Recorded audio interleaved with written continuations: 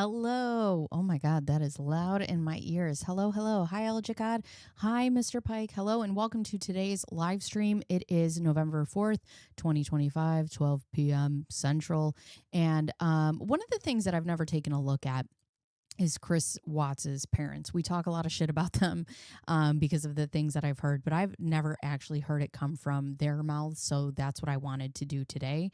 I hope you guys are all having a wonderful day. Today has been great. I've been filming my stuff for behind the scenes with members, and it's been great. I'm having so much fun. So I like it. Hi, John Charles. How are you?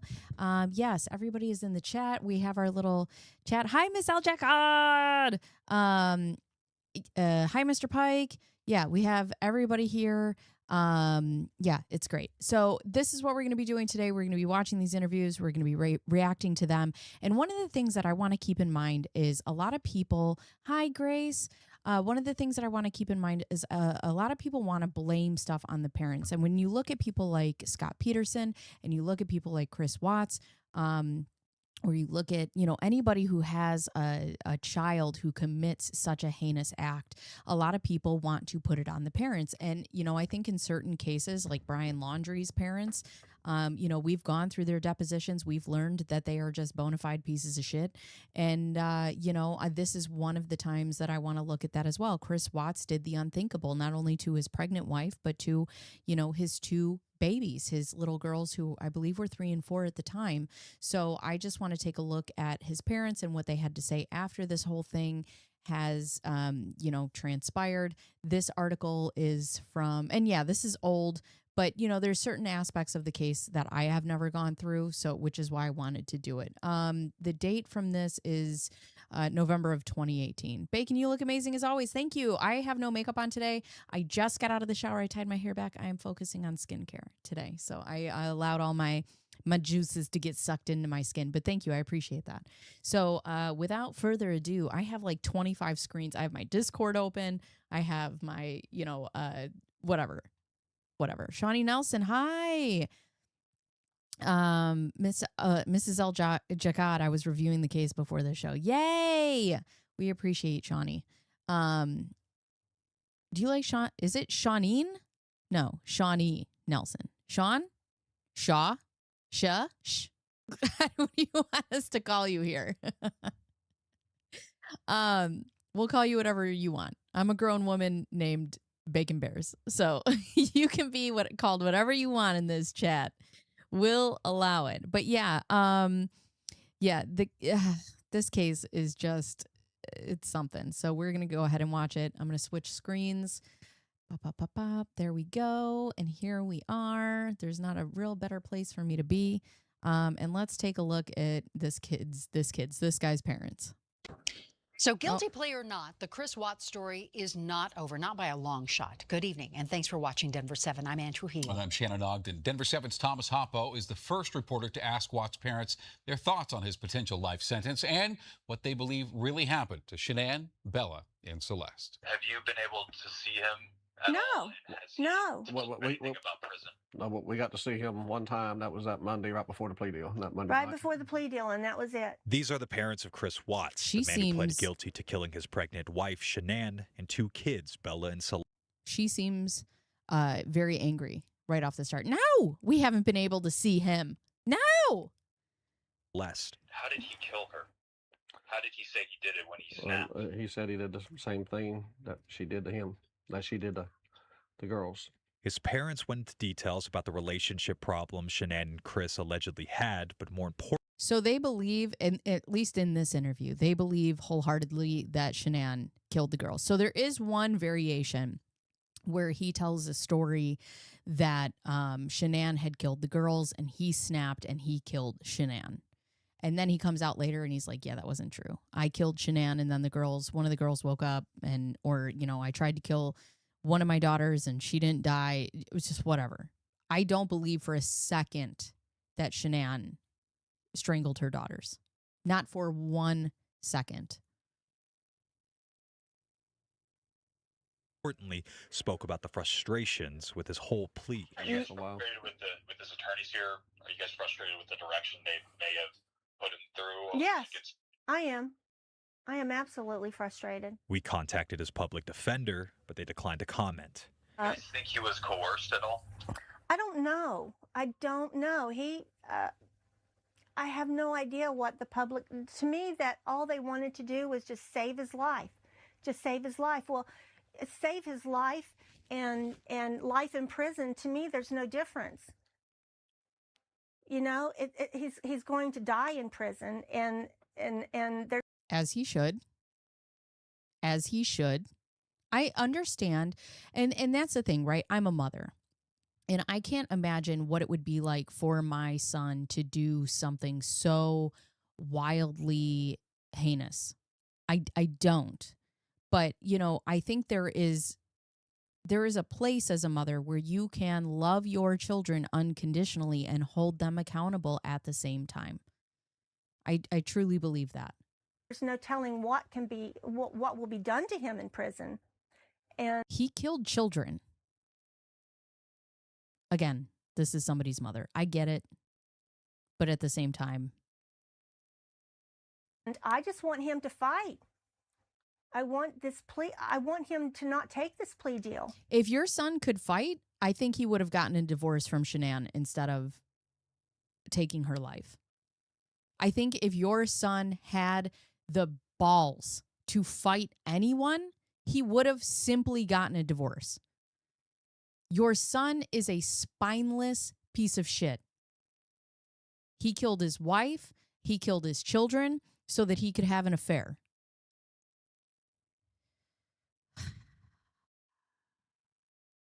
Exactly. Tragedies don't usually go that way. They don't. And if too, the other thing is if he flew off in like such a rage, like, oh, he just did to the same as her as, you know, she did to them. No, he's a man. If that were true, like she killed the kids and unbridled rage, I would think that he would punch her. I think she would have been beaten to death. I don't think she would have been strangled. I would love my son and visit him in prison, not understanding what the fuck he did or why. Right. Right. I don't know. I don't know as a parent how you reconcile with something like this. Like, I don't, and I'm sure there's a level of guilt there. But to see two parents who wholeheartedly believe, hi, Amanda, who wholeheartedly believe that he didn't do any of this, even though he admitted it, is insane to me. It's insane. And it's, and it's, Grace said it. It's despicable, and it's disrespectful to not only Shanann and her family, but to their grandchildren. I want him to plead not guilty to the children. After this interview, the Watts are looking into different legal avenues, even looking at another. He even admitted later that he was the one who killed the kids. In one of the variations, he said he drove them 45 minutes after he killed Shanann. He drove them to the oil fields and killed them there. And are we just, so you believe him on some stuff, but when he says that he actually did it, you don't believe him then? Like, do you think he's just making it up? What is the thought process? Their attorney in Denver to take their son's case. But there's been some reaction about all this from Shanann's family. Are you guys worried about some of the backlash about maybe coming out and speaking on behalf of Chris and what it might do to your guys' relationship, and speaking out like this about a woman who can't defend herself? What relationship? They don't give a shit about Shanann. Do you think they give a shit about her parents? There's nothing tying these families together anymore. There's no children. They do not care. That's the point. Do they think that he's lying about the kids? He's the one admitted to doing it. I get believing in the best of your children, but once the evidence is presented and they confess, exactly. they still can go to a prison and talk to their son. Shanann's parents have to put flowers on a grave. Right. Right. Right. But the thing is like, if they talk about Shanann like she's a piece of shit after she died, do you think they care about, hi, John. Do you think they care about what her parents think? They don't care. Yeah, I put timestamps on for today. Of course, I would have raised a child without instilling the values and discipline that would have inhibited the anger and wrath and evil impulse to do such a thing. Wouldn't, right? Or was that sarcasm? Wouldn't have raised a child. Right. No. Well, Shanann, I mean, she was. And I gotta ask you this question too, okay? For those of you that are parents in the chat, I need you to put yourself in this situation, okay? Your son does something to his significant other. I would never be able to look past that. You took the life of another human being. You need to go to prison. And that's the thing. Let me tell you something as a mom. I would go to prison for my son, but I would not go to prison for my son. And let me tell you what that means. That means you fuck around with my kids, you'll find out. I would go to prison for my kids. Absolutely. And I would smile in my mugshot.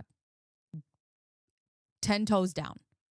But if my kids did something so terrible, I'm not going to prison for my kids.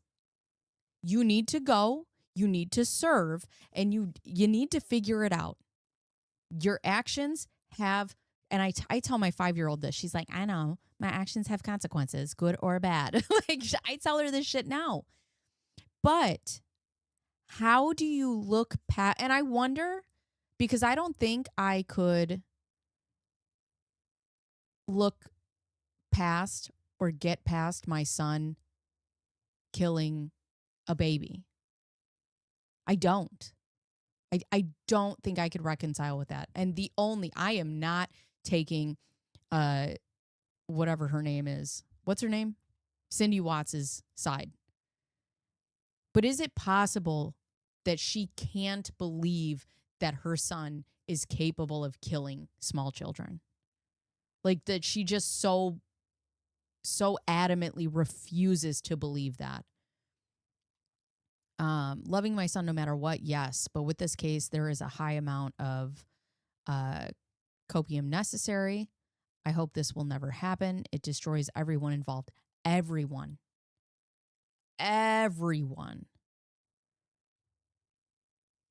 I'm kind of curious if Chris killed before killing his family.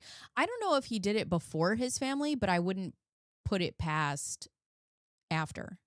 Like if we talked about this yesterday, actually, if he got the opportunity, do you think that he would do it again? And we were talking about it in the chat. If you are capable of taking the life of a child, I think you would be capable of doing it again. I think. Straight up murder, there is no defense as a parent. I don't know, man. I don't know. You're going to jail. You're going to jail. It's because she doesn't want to, for sure. Her brain just will now not allow it. And that the point is for that, though, is that she won't allow it because she loved her granddaughters so much, or she won't allow it because Chris is her son and Chris can do no wrong. And they don't value Shanann's life the same way that they value Chris's, or, even the girls. I don't know. The way that I've heard in other, or at least interviews that I've read about the way that they speak about the children is just so cold. It's so cold. He would have to go to prison, but I couldn't abandon him. I would visit him. I could not see him the same way or see him as the man I believe him to be. Yeah, I don't know. That's hard, man. That's hard. It's hard because you think you're like, I'll love my kid till the end of the earth. And then something like this comes up and you're like, fuck, what am I supposed to do with this? That's a good point too. She won't allow it because Chris is her son and it reflects poorly upon her. That's another great point. You have to get to know her to be around her. Put it that way. Her What family's the attorney fuck? sent us this statement. What the fuck did he just say?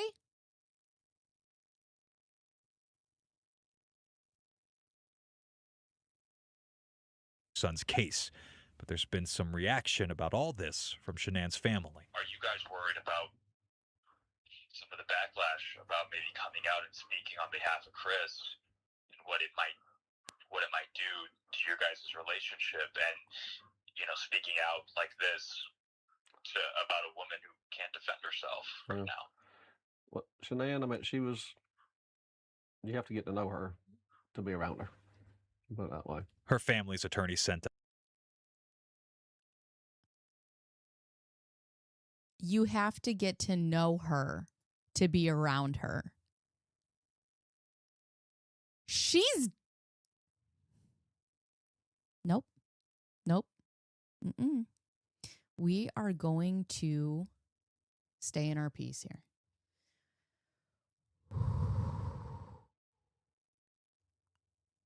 All right. Yes, he did. Yes, he did. Makes me wonder how much he got away with being raised in their house. Yeah.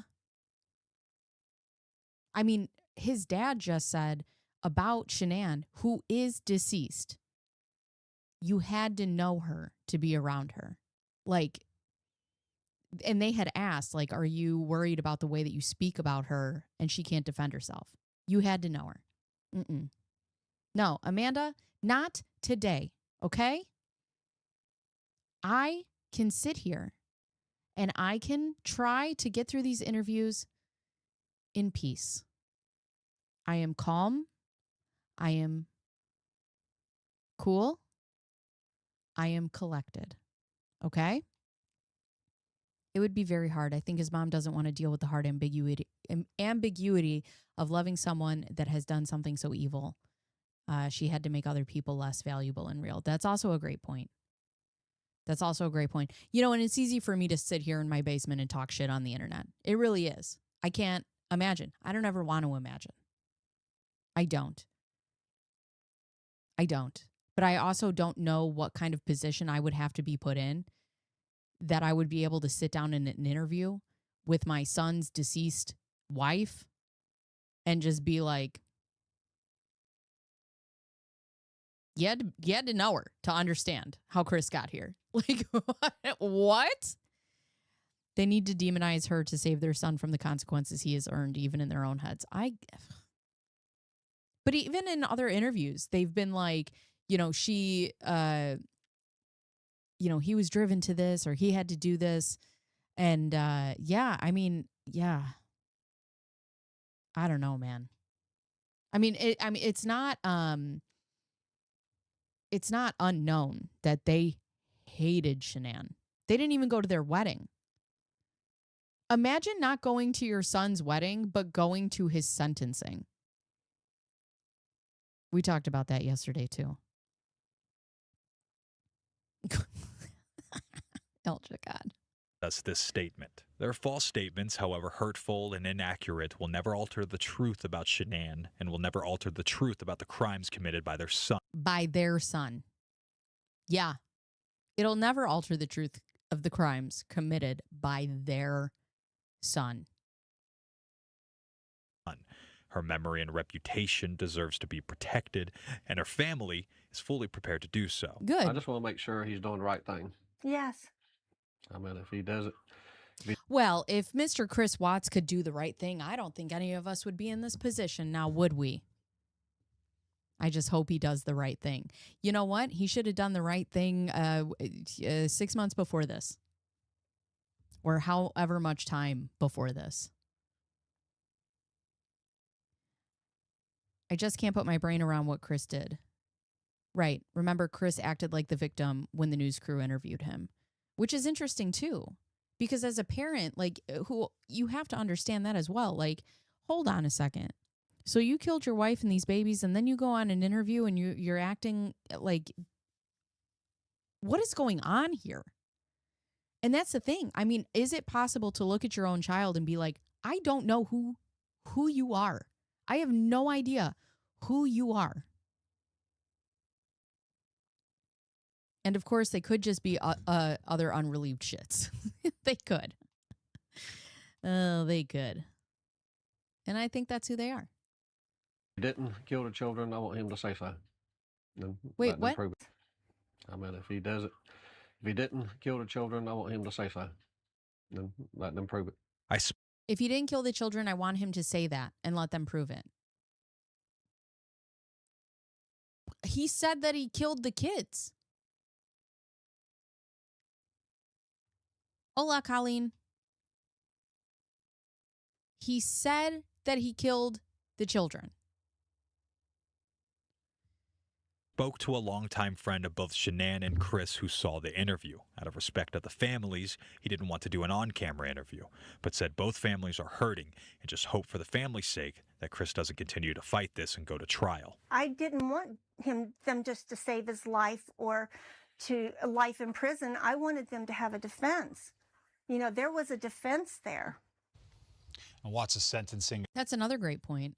If his parents didn't like her, if his parents hated her, they probably would have helped Chris with divorce costs. Even if they didn't. I mean, even if they didn't help him with divorce costs, I'm sure they would have been like, just leave. If his parents cared about Shanann, they would focus the attention on Nicole to clear their son, not to blame the mom with you had to know her. Yeah. Hi, Lucia.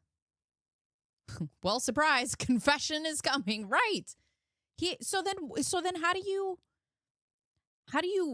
grapple with that? Right? How do you grapple with the fact that you're like, if he didn't kill the kids, I want my son to admit that and say that and then defend himself. But then he comes out and he's like, no, I did. And then you're like, wait, what? Yeah, I don't know, man. I don't know. I don't know if I could face my kid either. I don't know.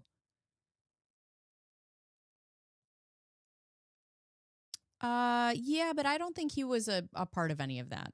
I don't think that was a thing where they didn't like believe in divorce.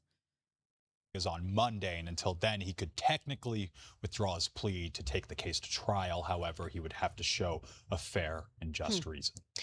And Thomas, the parents reached out to you because they wanted to tell everybody that their son is not a monster, right? But they also pointed out that they did not have a very good relationship with Shanann, right? Right. Yeah, that was made very clear in that interview. That it's made very clear every time they speak. They make sure to tell everybody that they don't have a good relationship with Shanann. We did. They did not have a good relationship, they said, from the start. And they understand that the family is hurting right now, Shanann's family, and they just want everything to come out, the truth. And they are believing their son, but they are torn as well. Sure. Wow. All right. Thomas Hoppe tonight. Thanks, Thomas. Thank you, Thomas. Yeah. Okay. For the first time, the parents of Chris Watts are speaking out in their son's case. Ronnie and Cindy Watts spoke from their home in Spring Lake, North Carolina. The interview comes nearly a week after their son pled guilty in a Weld County courtroom to killing his pregnant wife, Shanann Watts, and young daughters, Celeste and Bella. Why? Why admit to this then? Like, that's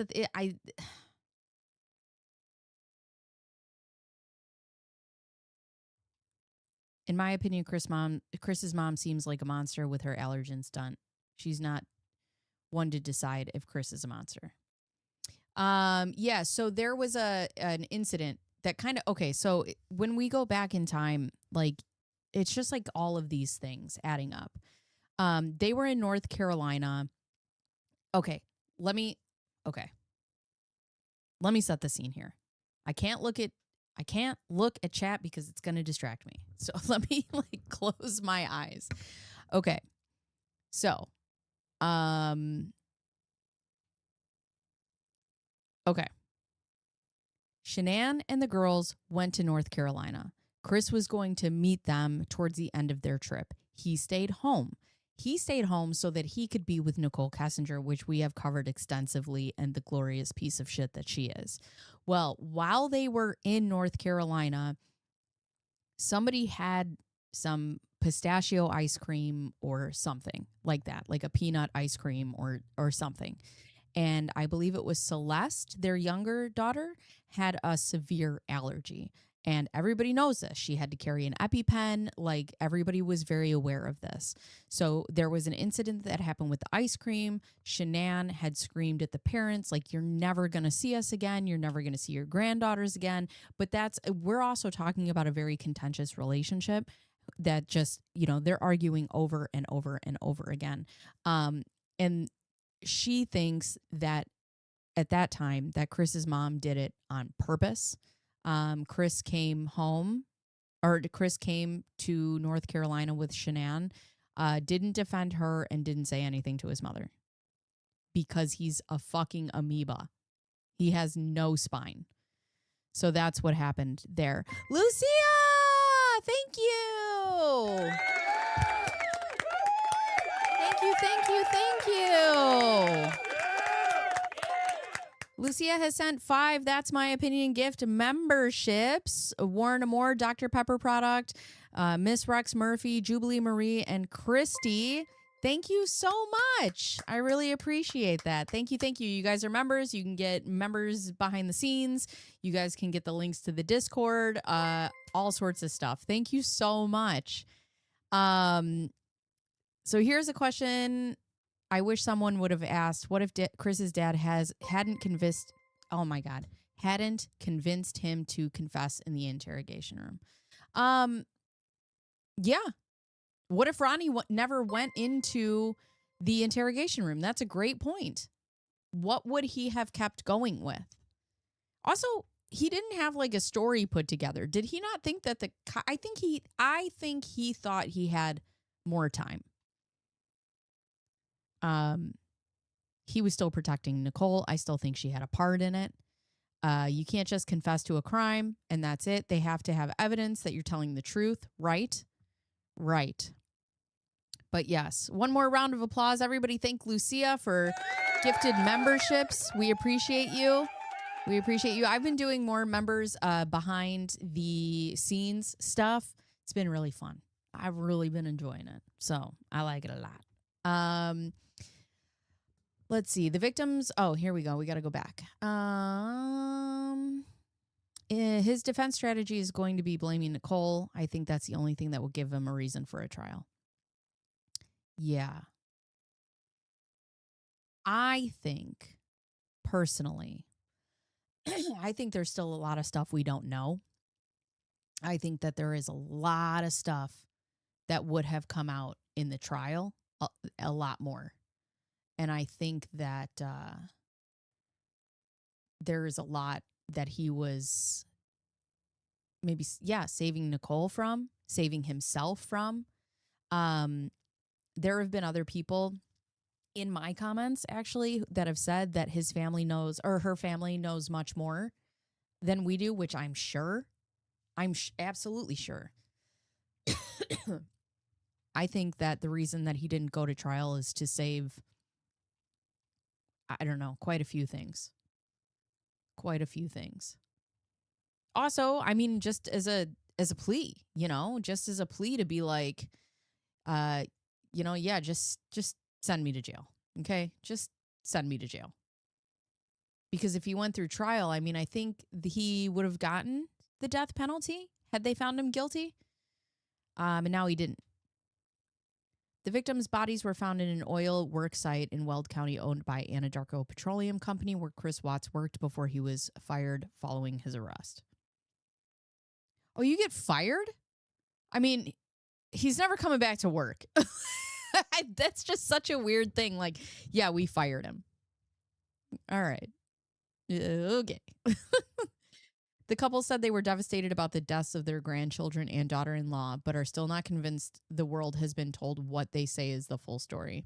Quote, he is not a sociopath. He is not a psychopath, Cindy Watts said of her son. And both of these things can be true. He can be neither of these things and still be a cold-blooded killer.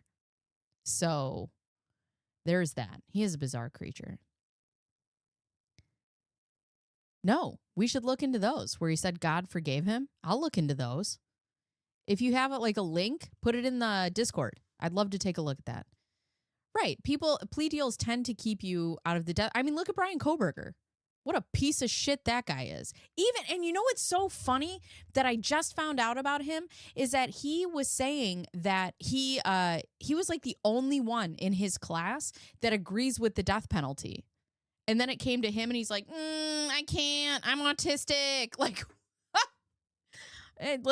Ugh. Some people just can't love. They're just cold. Yeah. Yeah. The North Carolina couple say that they are trying to find the truth and are frustrated because they say that they weren't allowed to get those answers before their son's plea agreement. What do they want? Do they want more evidence? Also, just because the state can't prove that you didn't do something doesn't mean that you're not guilty. I'm talking to you, Casey Anthony. Do they not know how the court system works? Where's John? I need John. He always says, it's not what you know, it's what you can prove. I asked Chris, if you did not do this, do not confess to something that you didn't do, said Cindy Watts. Chris Watts' defense attorney shut me down. She completely shut me down. Yeah, because maybe Chris did it. Ooh, Amanda, thank you. Man, you guys are on it. Oh, I see it. I see it. All right, we'll look at that one next. When he asked if they feel Chris Watts was coerced into taking the plea deal, the couple said they're not sure. I don't know. I have no idea, Miss Watts said. To me, all they wanted to do was save his life. Just save his life. Save his life and life in prison. To me, there's no difference. Okay, I mean, there is a difference, though. He didn't get the death penalty, which is what was on the table if he goes to trial. And you still get to talk to him and see him. Yeah, I hate the number of people claiming to be on the spectrum to get out of getting punished for their special crimes. So here's my thing. Obviously, we all know I have a son on the spectrum, okay? I have a pretty profoundly autistic son. There are certain things he's not capable of, okay? And there are certain things that Brian Koberger is capable of, okay? Do I believe that he's on the spectrum? Sure, maybe. But he also has enough awareness, and autism doesn't hinder him in the fact that he was able to go and get a doctorate in criminology and, go to college and be a student teacher and all of these different things.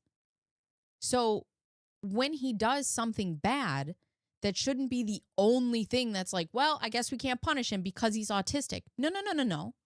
He has enough awareness that he's capable of doing all of these other things. And you have to look at that as a whole. And if you talk to those people, everyone is on the spectrum. I have to tell you, and the spectrum is wide, right? There's a lot of things that are on there. There's ADHD, there's OCD, there's ADD, there's ODD, there's autism spectrum disorder. Then you get into autism spectrum disorder levels. And it does not matter. For him to come out and be like, oh, I'm autistic, I shouldn't be punished for these crimes. I just found out that I'm autistic right now. Like, you had enough awareness to be able to carry out such a heinous act. You can't hinge it on that one thing and be like, well, I guess I can't have the death penalty now. It doesn't work like that. You also can't use it. It's not. And for those of us who really understand people on the spectrum, those of us who really understand autism, it is not something that you just get to turn on and off. It is not something that you get to use when you feel like it. You can't go living a seemingly normal life, and then when you get in trouble for something so heinous, you go, I'm autistic. Okay. Like, if you, I don't even know how to explain this. Somebody's going to be mad at me. But my son would never be capable of the things that Brian Koberger was capable of because of his autism. It works in a way that it hinders you from also positive things, if that makes sense. I don't think I'm saying, I hope you guys are really understanding what I'm trying to say. Autism is not an alibi. Thank you. I think that's it. In 5 words, that is it, what I'm trying to say. They use it as a shield of convenience. Yes. Yes. There are mental illnesses and syndromes that do not affect criminal responsibility. Right. It's also not something that defines you. You're still a whole ass person who makes choices. Sure, some of those choices may not be things you understand, but they are choices. And I also have to tell you, something that my son struggles with, right? Not in a bad way. I'm very lucky. With the children that are on the spectrum, I am very lucky. My son is very loving. He's very sweet. He's very kind. But one of the things that children on the spectrum deal with is impulse control. They have a real problem with impulse control. And some of them act out in violent ways. We don't have that. We have, my son's intrusive thoughts always win. And he's like, there's a fountain. I'm going to jump in it. Like, and then he goes running. Like his are never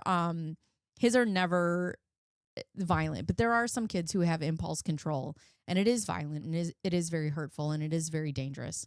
But that's the other thing too. Brian Koberger, this was all very meticulously premeditated. This was not an impulse thing. I think the case would be very different if it was. There is no excuse for murder. It's not, I know I killed someone, but I'm fill in the blank. Right. My son cannot make a choice. If I ask him to choose something, it's almost an immediate shutdown. Yeah. Yeah, and that's the thing, right? They tell you if you've met one person with autism, you've met one person with autism. Yep, shoes over the fence. He's like, you see these shoes? Fuck them. Yeah, actually, yeah.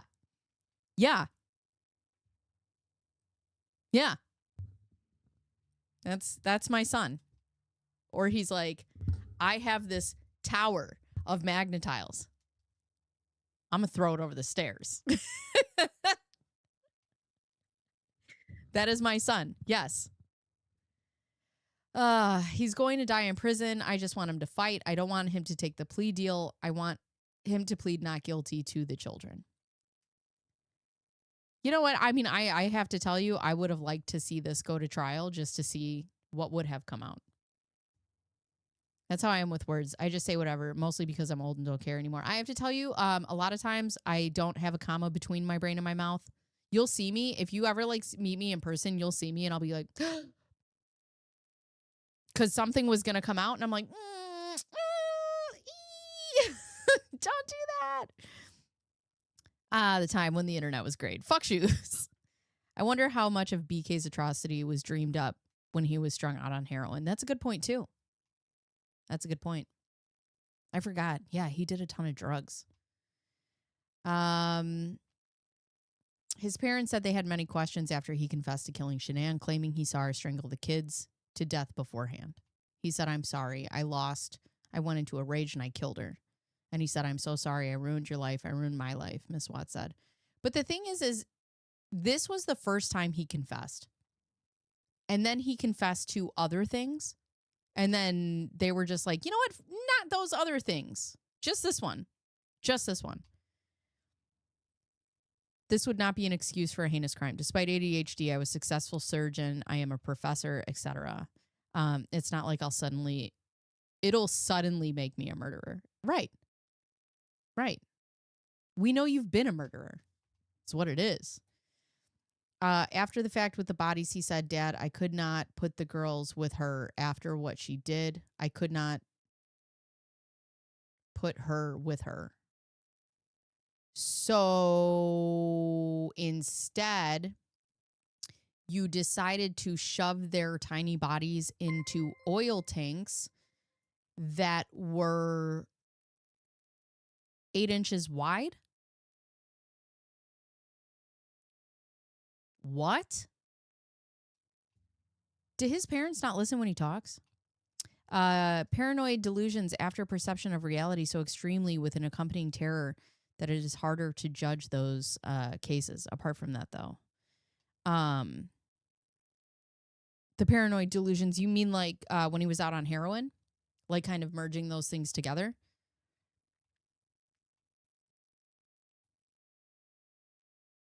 Right. I helped hide the bodies. Right. Also, if she killed the kids and you killed Shanann in a fit of rage, why did you not call 911? Or if she killed the kids, I'd have knocked her ass out and then called 911. I don't know. I'd probably, if somebody killed my kids, I'd kill them. But also, why, like, you drive an hour to an oil field to hide their bodies? And then you call everybody the next day to tell them not to go to that specific oil field? Yeah, this all seems logical. Very logical. I don't understand. Watts' parents also question what the trigger was that led to the murders, which their son confessed and pled guilty. Nicole Kessinger. What? Like, did they? I wonder if they've ever, and we'll look into that today because I have a whole list of interviews set up. But I wonder if they've ever actually acknowledged the fact that he was having an affair. He was fed the confession. Remember in the interview, the female detective, right? Did Shanann do something to the kids? Right.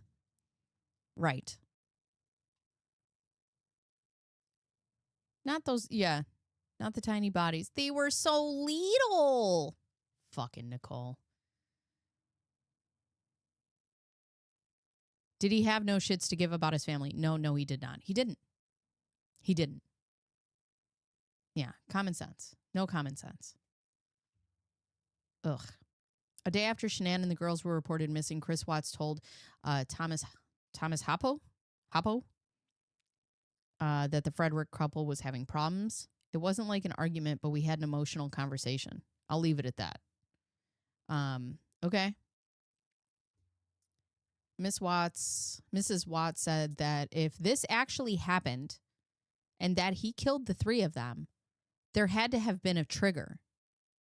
Yeah, he was having an affair. And he was too much of a pussy to get a divorce from his wife.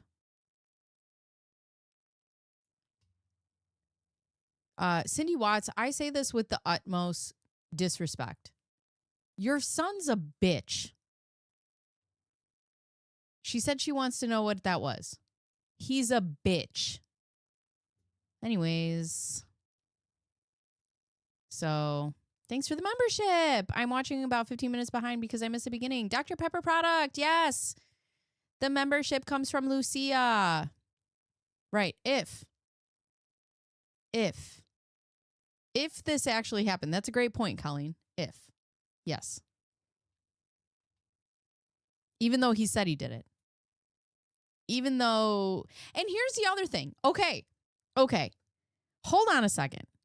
Let me put this into perspective. Let's just hear me out before you guys tear me to fucking shreds. Okay. Let's say he didn't kill the kids. Okay. Shanann was pregnant.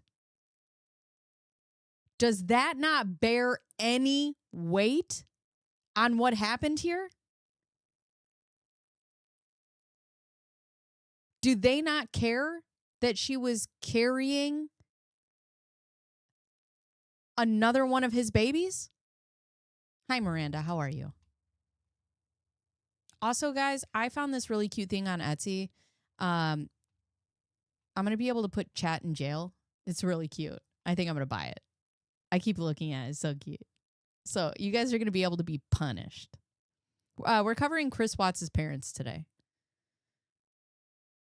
Because I like punishment.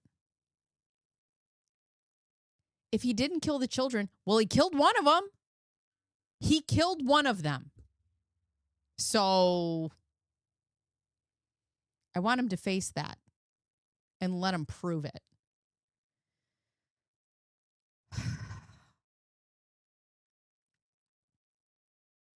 Chris Watts' parents acknowledged Shanann's family frustration and loss, and they said they are pleading for truth for their son. They acknowledged the family's frustration and loss, and in an interview, she says, or he says, well, you had to know her. Fuck. Oh, yeah, that guy. No, that would mean I get a spanking, not you. I just saw the title and came here to do a sigh. We appreciate you. Or maybe we don't. I don't know where you're going with this. Oh, goodness. So, like, I have to be nice and good? No.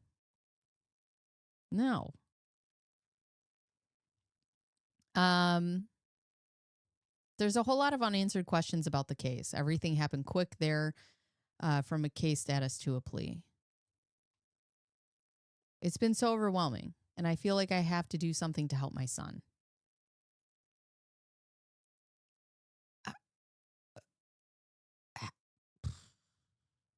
Commissary, maybe?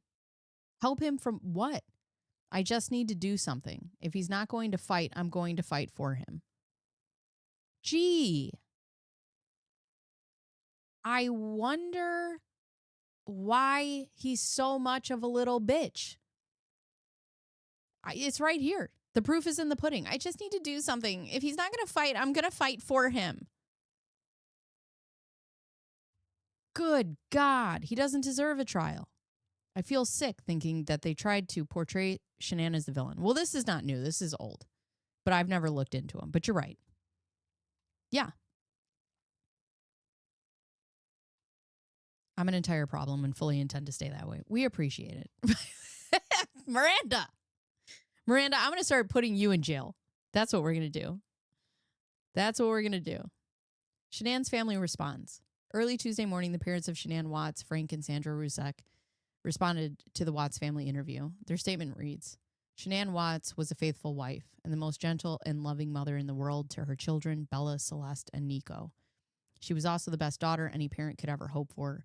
Shanann was a wonderful soul.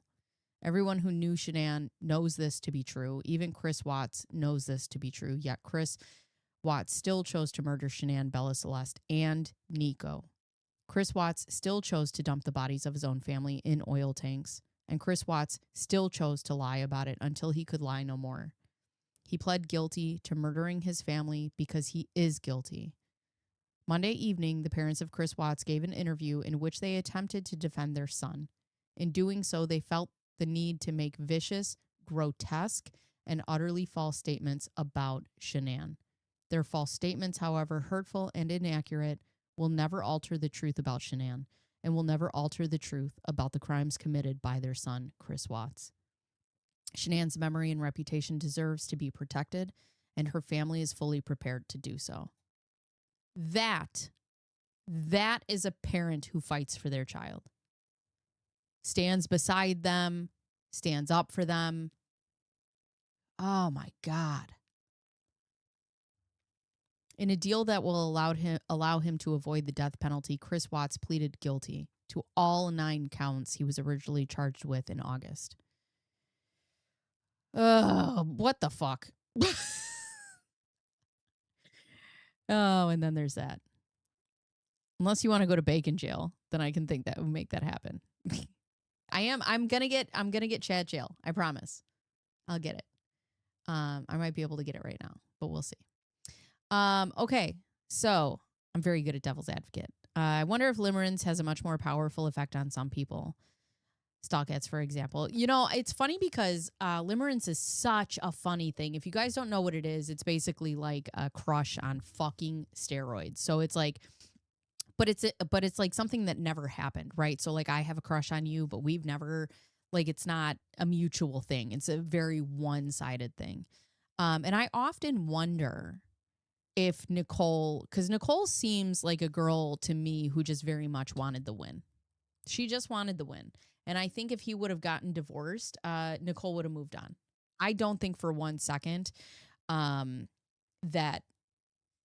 she would have stayed with him at all. Yeah, all right, we'll look into the letters. Amanda put this in the Discord, and we're going to go ahead and look at that. Give me 1 second. All right. We'll do that right now. Thank you, Amanda, for doing the work. Not limerence, more like...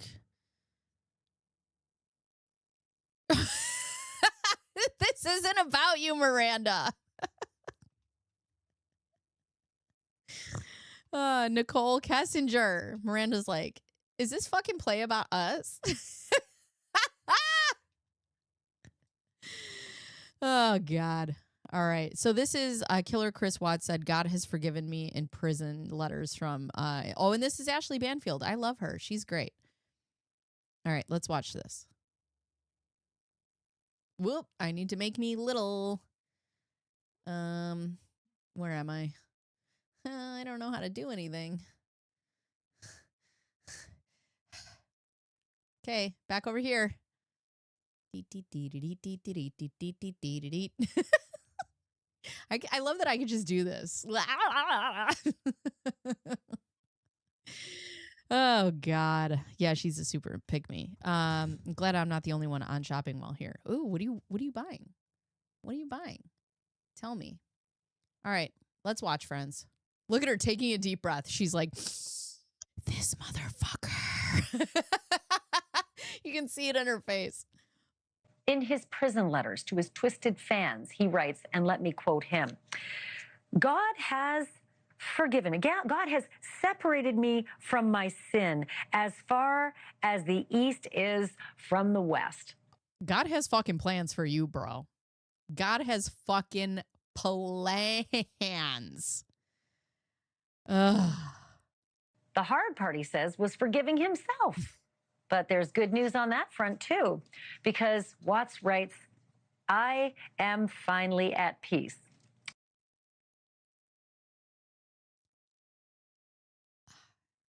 Bro. Imagine. Right. By the way, Colleen, this fucking picture is amazing. This picture is fantastic. Ocean Pilot, hi. Yeah, he's at peace. Imagine killing your children and being like, I'm at peace. What the fuck? Good for you. Good. Joined now by the reporter who obtained these gems exclusively. Steve Helling is the U.S. senior reporter for the Daily Mail. You always get the goods, my friend. It's just so cringe, isn't it, reading his words? I mean, we've read his words before, and he doesn't change his tune. It's just always just a little bit different than the last time, but it's the same song. You know, God has forgiven me. I've forgiven myself. It's not my fault. The girls made me do it. You know, there's always something that he likes to say. Yeah, he loves to suggest that he's in good... Because he's a bitch. Standing. Let me read some of the Bible verse that he uses to justify his thinking. He says this, I am a new man. I am not the person who committed those horrible acts. 2 Corinthians 5:17 says, if any man be in Christ, he is a new creature. Old things are passed away. Behold, all things are become new. That's me. I'm a new creature. I'll agree with him there. He is. How easy it is for us to take the Bible and be like, well, if any man be in Christ, he is a new creature. Old things are passed away. Behold, all things that become that are become new. Yeah, imagine. Right. Like, and it's funny because people can say these things. God, in my opinion, you know, I believe in God or the universe or whatever. I do believe that there's something that happens to us after all of this. But the thing is, you can say whatever you want on the outside, right? Whoever it is that we answer to at the end of all of this knows the intent in your heart. So you could write that to your little fans and be full of shit, and they're going to know. I've noticed people are very good at forgiving themselves without deserving it. Good is also good at forgiving good is also good at forgiving criminals. And then ask how can you hold me responsible? Yes. Right. Me? How could you? How? Oh, yeah. Hey, look, it's also Bible study. Actually, you know what? I'm going to type this in. Let's read it together, shall we? Google. What's he got up here? Some bullshit. Corinthians 5:17. There it is. Let's read it together, shall we? Let's see. Yep, he knows what he's doing. Exactly. Thank you for the membership, Miss Rex. That is from Lucia. Lucia gave you the membership. Yes. He's a caged creature now. Yes, he certainly is a creature, of course. The land of cheese, trees, and ocean breeze. We appreciate you. Hi, I saw that you just called. I am streaming. Sorry. Hi, welcome in. Bird nest. Okay, so therefore, this is 2 Corinthians 5:17 states, therefore, if anyone is in Christ, the new creation has come, the old has gone, the new is here. This verse signifies that a person who is a believer in Jesus Christ is transformed into a new person with their old life of sin and separation from God passing away, and a new life of faith and righteousness beginning. It is about spiritual rebirth and the transformation that affects one's entire way of living. Yeah, I don't know, man. I don't know if my God forgives or forgets. I don't know. I feel like on things that like you can be forgiven of sins, like yeah, killing children's not on that list of things. It's not. I don't think so. Maybe God is just yanking his chain. He's forgiven just for fun. Oh, God. Is a creature. Your thoughts about just the this, I don't know, profuse baloney when it comes to how God loves him? Well, it's really a perversion of scripture, if you really want to get down to it. Yes, the Bible says that, but it doesn't mean that you don't suffer the consequences of what you did while you're here on earth. It doesn't mean that you're somehow innocent. That's not what it means.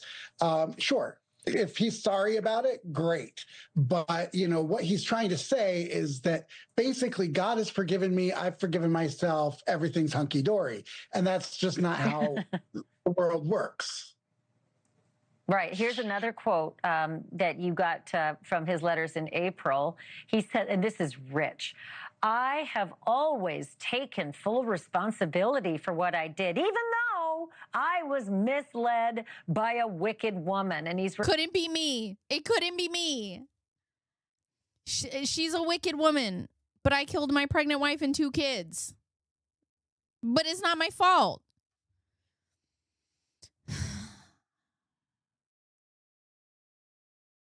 Referring to tomato. I need a tomato splat in here. Ugh. Yeah, tomato. Boo this man. We need a sound. We need a collective booing. And tomatoes. Let's make a tomato splat screen. I love that. Nicole Kessinger, the woman he was having an affair with, who, as I recall, had no idea he was married, but saw the headlines that this guy she's dating has a family who's suddenly missing, and she went right to the police. Right, exactly. And, he pulls, it's kind of like the Adam and Eve defense. Like when, he's like, it was the woman. She's the one who did it. Which, at one point he had even blamed Shanann for killing the girls, Captain. And then he killed her in retaliation. His story changes all the time.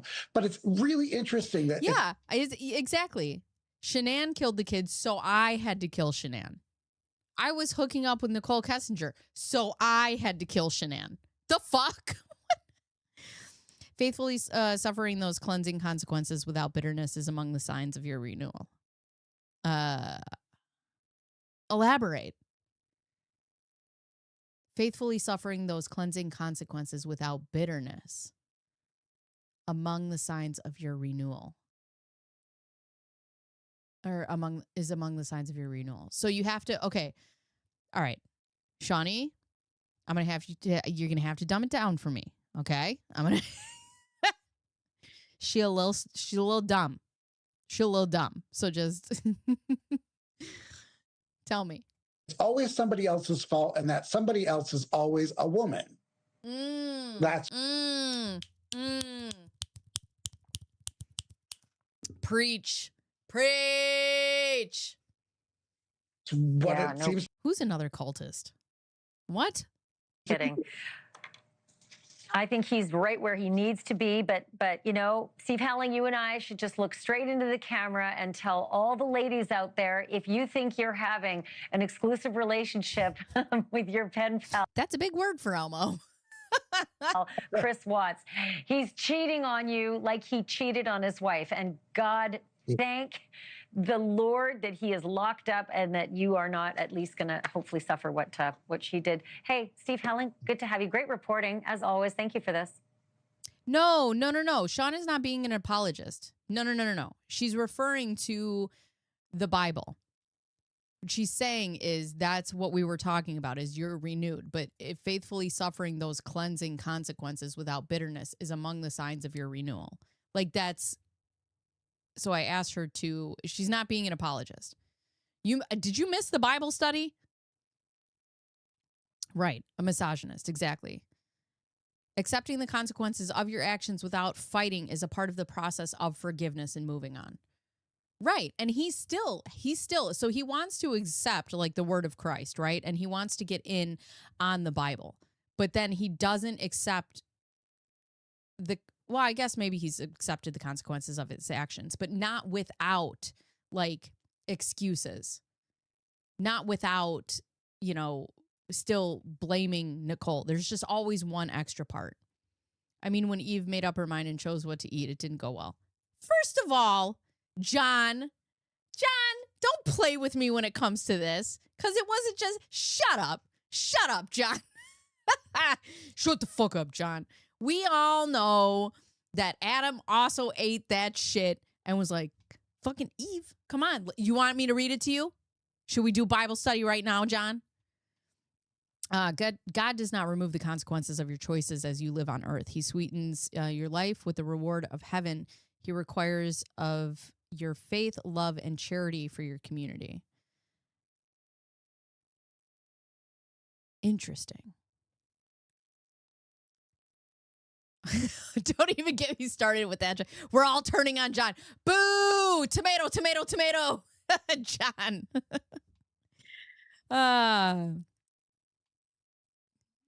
I'm an atheist because I did not miss Bible study. No, I personally follow no faith.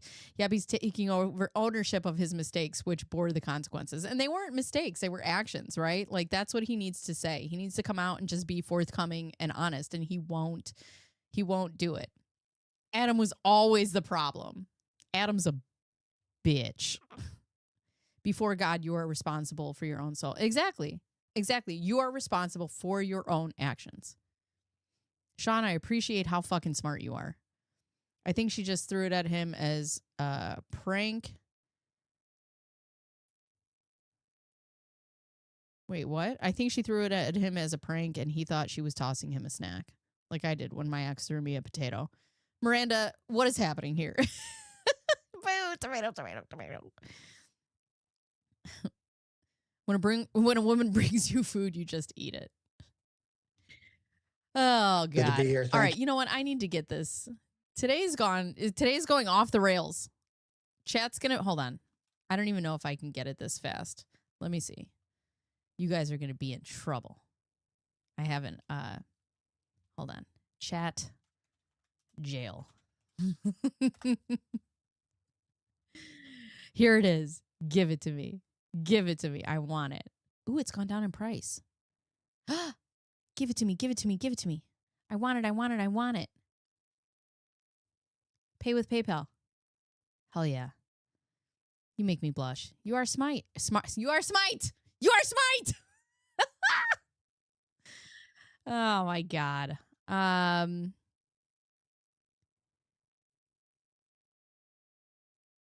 Did I miss I didn't miss the Bible study. Everybody blames it on Eve. It wasn't just Eve. You know what? You know what? We're doing this. We're doing this right now. Let's read it. Hold on. I'm trying to get chat jail.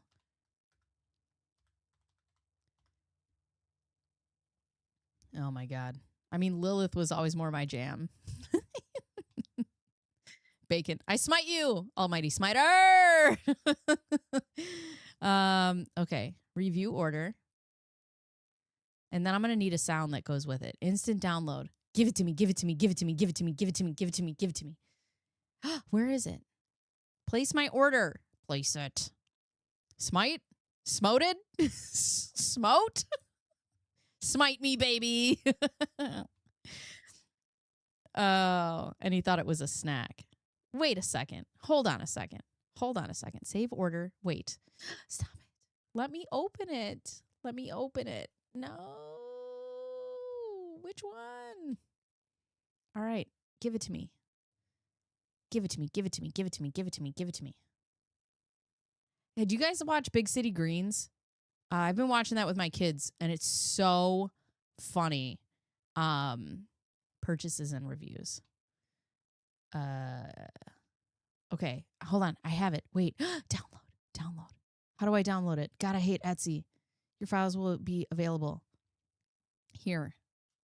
Right. It's not, again, it's her fault he ate it. Shut the right. It's not her fault he ate it. God said don't do it. He was like, come on. All right. So I go into my cart. No, I go into my purchases and then includes file. Show more. Show less. Download files. There it is. Gah. Okay. Yes, we've been watching Big City Greens.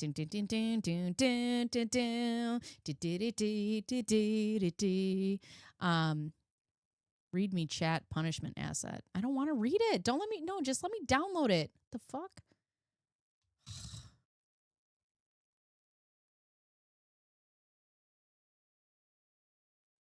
Where is it? I already. All right. All right. I can't do this right now.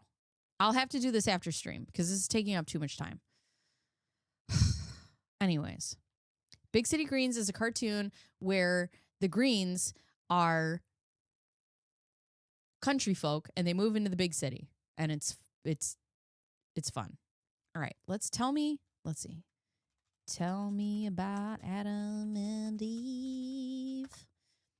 The story of Adam and Eve from the Bible tells of God creating first man, Adam, and then creating Eve from one of Adam's ribs to be his companion.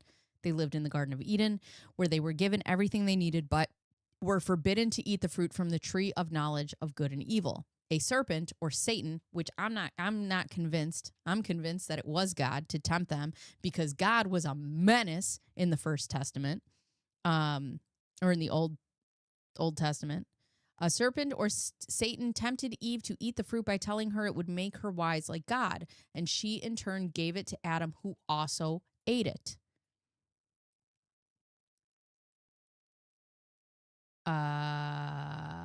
Let me see. Hold on. Give me the Bible verse, because the way the Bible verse reads, just give me the Bible verse. Bible verse. Here we go. Genesis. This no shrub had appeared. Blah blah blah. Now garden. Okay. Now the Lord. Oh God, we're fucking doing this again. Some people are gonna come in here and be like, "Don't read this." Damn, John, get that back, girl. Only Adam was given the order. All right, Adam got fucking.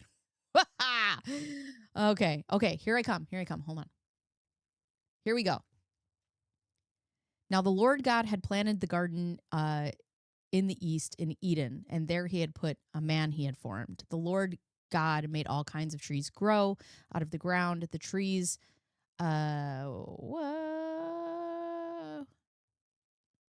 trees that were pleasing to the eye and good for food. In the middle of the garden was the tree of life and the tree of knowledge of good and evil. A river watering the garden. Okay, let's get to certain you will die. The man said, here's Adam. This is why a man leaves his father and mother and is united to his wife, and they both become one flesh. Adam and his wife were both naked, and they felt no shame. Now, the serpent was more crafty than any of the wild animals the Lord God had made. He said to the woman, "Did God really say you must not eat from the tree in the garden?"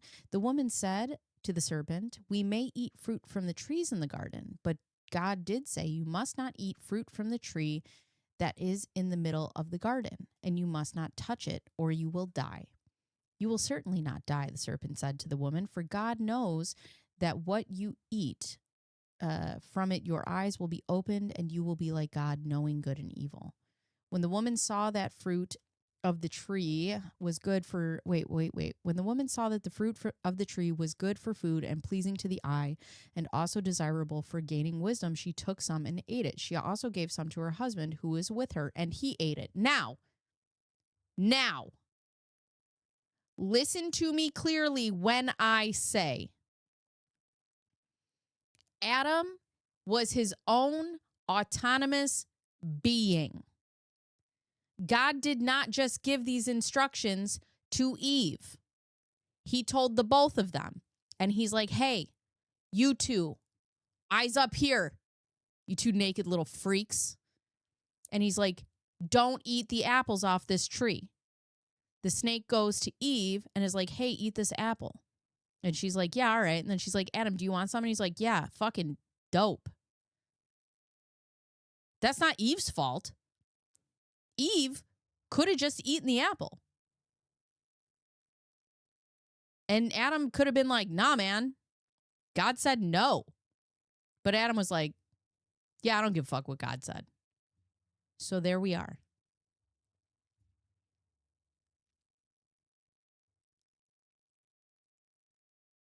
Oh, wait. You're right. Hold on. You're right. Wait.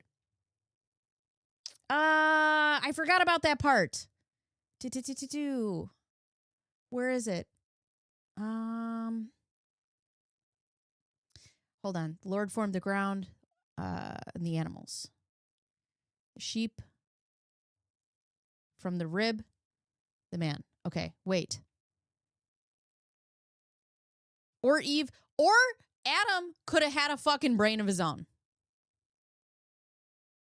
Look at you. The woman made me do it. John, shut up. Boo, tomato. When she touched it, she did not die, proving the tale wrong. Verse 15. The Lord took the man and put him in the Garden of Eden to work and take care of it. And the Lord God commanded the man, "You are free to eat from any tree in the garden, but you must not eat from the tree of the knowledge of good and evil. When you eat from it, you will certainly die." Right. I forgot about that. And then he didn't tell Eve. Right. Hi, Pina. Yeah, I would have thrown an apple at him too, honestly. Blaming Eve for his decisions. Exactly. I love this Bible study. Let me crack open this book for y'all. But that's the thing. He never tells her. And then the serpent's like, "But did God really say that? Like, did you hear him say that?" I don't know. If it was actually taught like this, we can do Bible study. We used to do it on my chat. So I went viral on TikTok for Roe versus Wade. And then we did Bible study. And then people came in and they were like, "You can't read the Bible." And I'm like, "It's a book. Like, what the fuck?" But anyways, because men. S the mustache. Hold on. This picture. I just want to make this my header.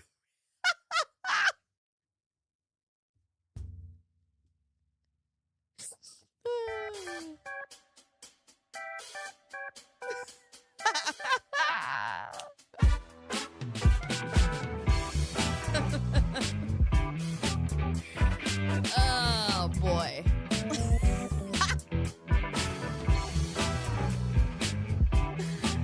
Oh, it's great.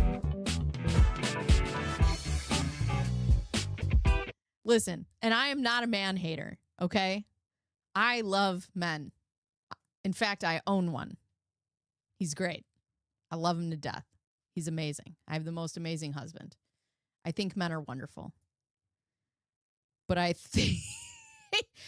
think when somebody like Chris Watts uses the Bible and is a misogynistic piece of shit, that's when I have a problem. Anyways. Correct. The man trapped the woman, then said man used her as a guinea pig to see if the story was true. She didn't die. He wanted the apple. Right. We don't even use maps. Oh. You couldn't find a clitoris with 2 hands in Google Maps. I'll die on that hill. Anyways. All right.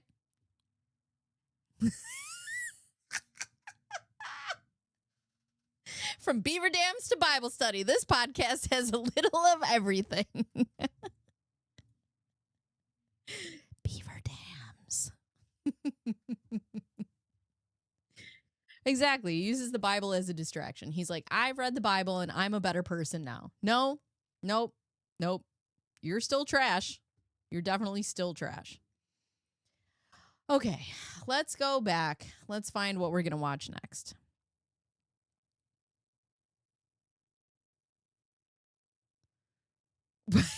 Why can't they find it? I also like that you spelled it like that. Okay, let's go to this. What's this one? He's not a monster. Let's see. Does this have anything new in it? No. Am I in jail? I tried to put you in jail and I can't right now. I'm going to have to do it after chat. Let's go to YouTube and see if I can find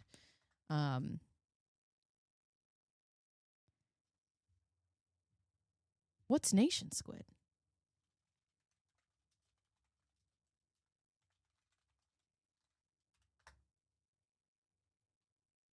Oh, okay. Let's watch this one. Here. Ah! Ads. Okay. We'll watch this one. Cindy Watts again. Let's see what she has to say. Up every morning just crying, thinking this is not going to be what's going to happen every single day. It's just so hard to get through it. I just don't know how to get through it.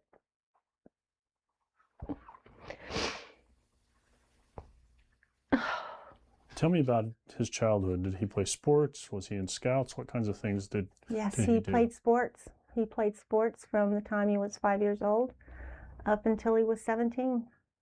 And he was in basketball, he was in baseball, he was in football, and loved NASCAR. He and his dad went to the NASCAR races all the time. Loved sports. I wish, not a tear in sight, right? I wish also she would be like, I can't get through this day because my grandchildren are gone. But it's like, it's never about them. Sports.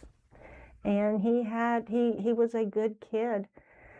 Had 2 best friends, and that's who he grew up with, and still are friends with them today. And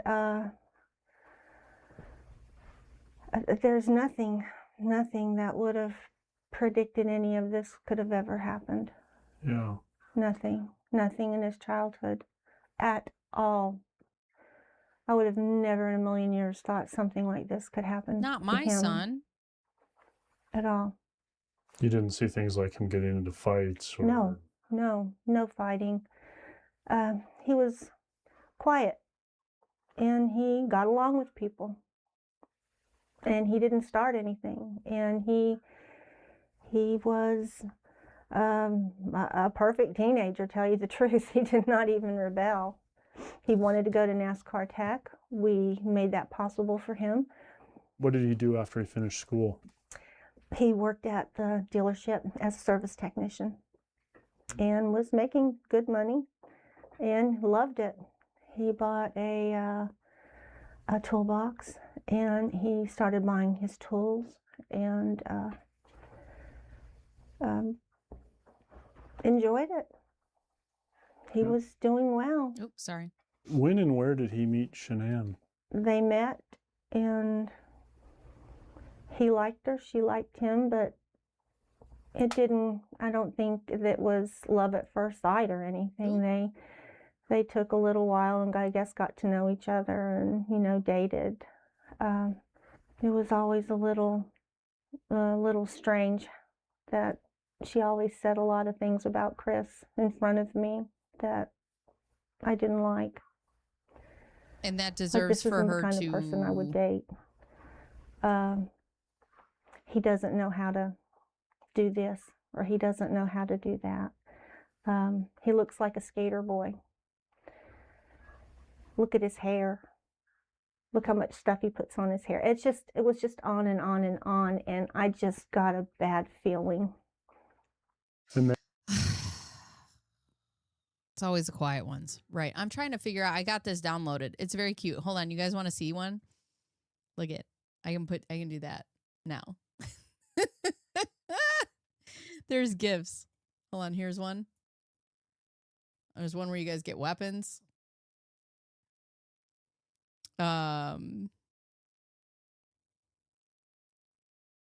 There's this one. Needs a white background. Aren't they cute? Now I can have things where I put you guys in jail because you're being bad. I'll get it set up. I have to figure it out. Let's see. There is a Discord. It should come in your little members like area when like you should get a Discord link. If you don't, just message me and I'll send it to you. Let's see. My son was a jock. He was great. He was all not. What? He had friends. He was normal. He wasn't a murderer until he killed his family. Exactly. This lady is just living rage bait. A 10 who does not rebel is not normal. And that's the thing too. Like he refused to have conflict or any sort of confrontation. The tools did it. BTK lived a normal life. Like, yeah, dude, BTK is one of those that scares the shit out of me. Shit out of me. Should I be worried? Am I the only one? Oh, where are we? Whoa. Am I the only one who noticed that it's always in small towns that someone goes ape shit? She did not praise him continuously. It was wrong. Right. Let me tell you, I bitch to my mother-in-law all the time. And I tell her too, your son. She goes, how come he's my son? I go, because I'm mad at him now. That's why. We can have community stream widgets? Tell me that's only for Twitch and I'm going to punch somebody. Twitch only. God damn it. I wish YouTube allowed me to have fun stuff. I literally feel like she didn't care for them as they were Shanann's kids, not her sweet baby. Right. Right.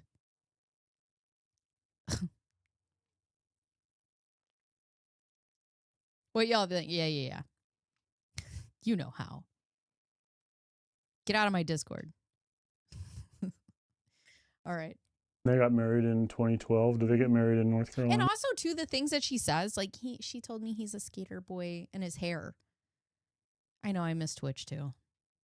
But it's not like he's being a total, or she's like, I don't know. Hi, Only. How are you? They did. Mm-hmm. How was that? We didn't attend. Really? Mm-mm. Wait, what? And on, and I just got a bad feeling. And they got married in 2012. Did they get married in North Carolina? They did. Mm-hmm. How was that? We didn't attend. Really? Mm-mm. We didn't attend because Shanann and I just couldn't get along, and I didn't like the way she treated him. What do you know about their marriage and their issues? Cindy has issues, but she has no. She will never be responsible for the murders. Absolutely. Chris is 100% to blame. Yes, how he was raised shaped who he became, but at the end of the day, he is solely responsible. 1,000%. 1,000%. I'm actually more interested in how these people talk about Shanann after she's gone.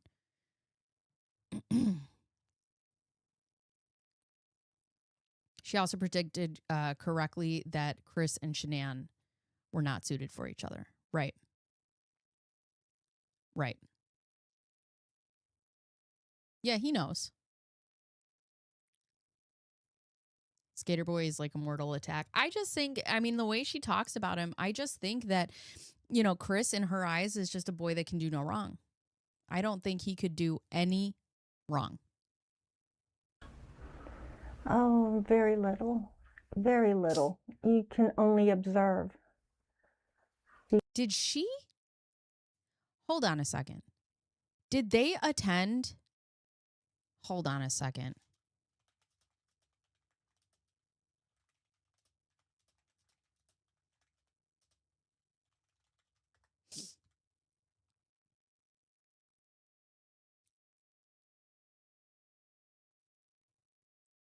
No members of the Watts family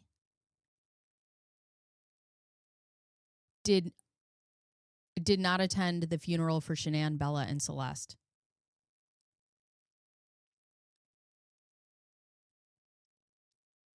It was not for the Watts family themselves. It was only for the victim's immediate family. But why wouldn't you have a funeral of your own for your grandchildren?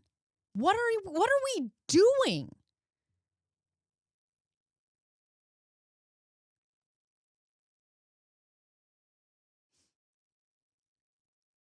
The Discord. Oh, okay. I'll get it for you. Right. I think she thinks he's a victim in all this. Right. I just don't understand, like, even if they weren't invited because they're a part of the Watts family, you have grandchildren who have passed on. You don't hold a memorial service for them? Hi, Medell. Right, because they literally... Oh, they did do a service of their own. Okay, let me look into that before I start talking shit.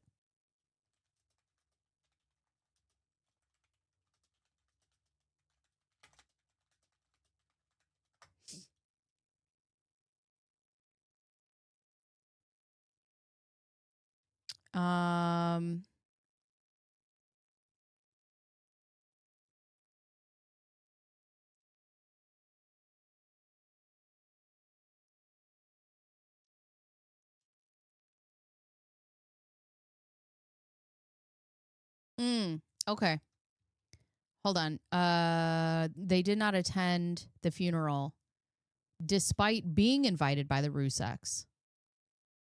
The Ruseks hoped to give a show of support to the Watts, but got shut down. I wouldn't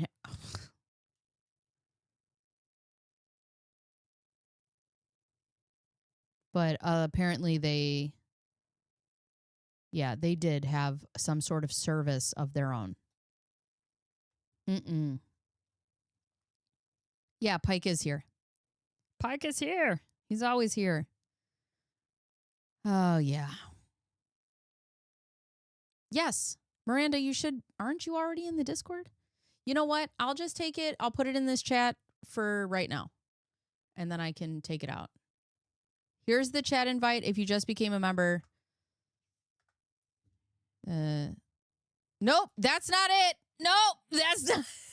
That's not it.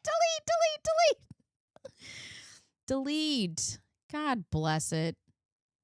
Mr. Pike, delete my comment. Medell, somebody delete it. God bless it. Copy. That's for my little chat, guys. Dang it. All right, there's the Discord. Yes, Cindy is not responsible for what he did, but she's responsible for the way she treated Shanann and the children after. Right. I could only observe what I saw when I was around them. Christopher was You're not allowed to. Oh, God. Now I got to put it. I don't want to put it. Whatever. It's the Google Drive one. It's just the one that's the one that I downloaded those little things from. I would not want Cindy at the funeral if this was how she felt. Shanann's family and their spirits deserve peace. Absolutely. Oh, no. I can't do it either.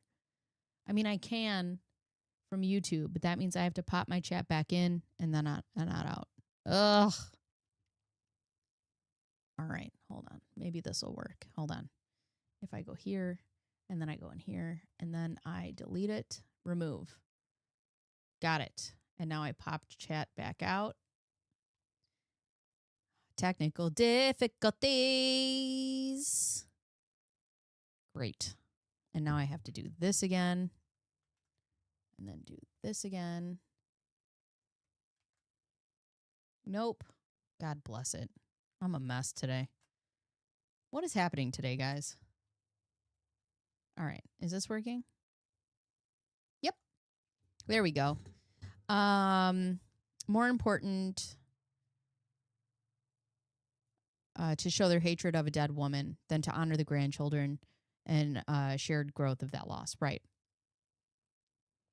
She made a statement in one of the jailhouse visits that an eagle flew overhead while they were having a service and that Cece was fooling around, making the CD player skip. Oh. Victim blaming, but not her feet, precious boy. She treated him horribly, bad enough to be murdered. Right.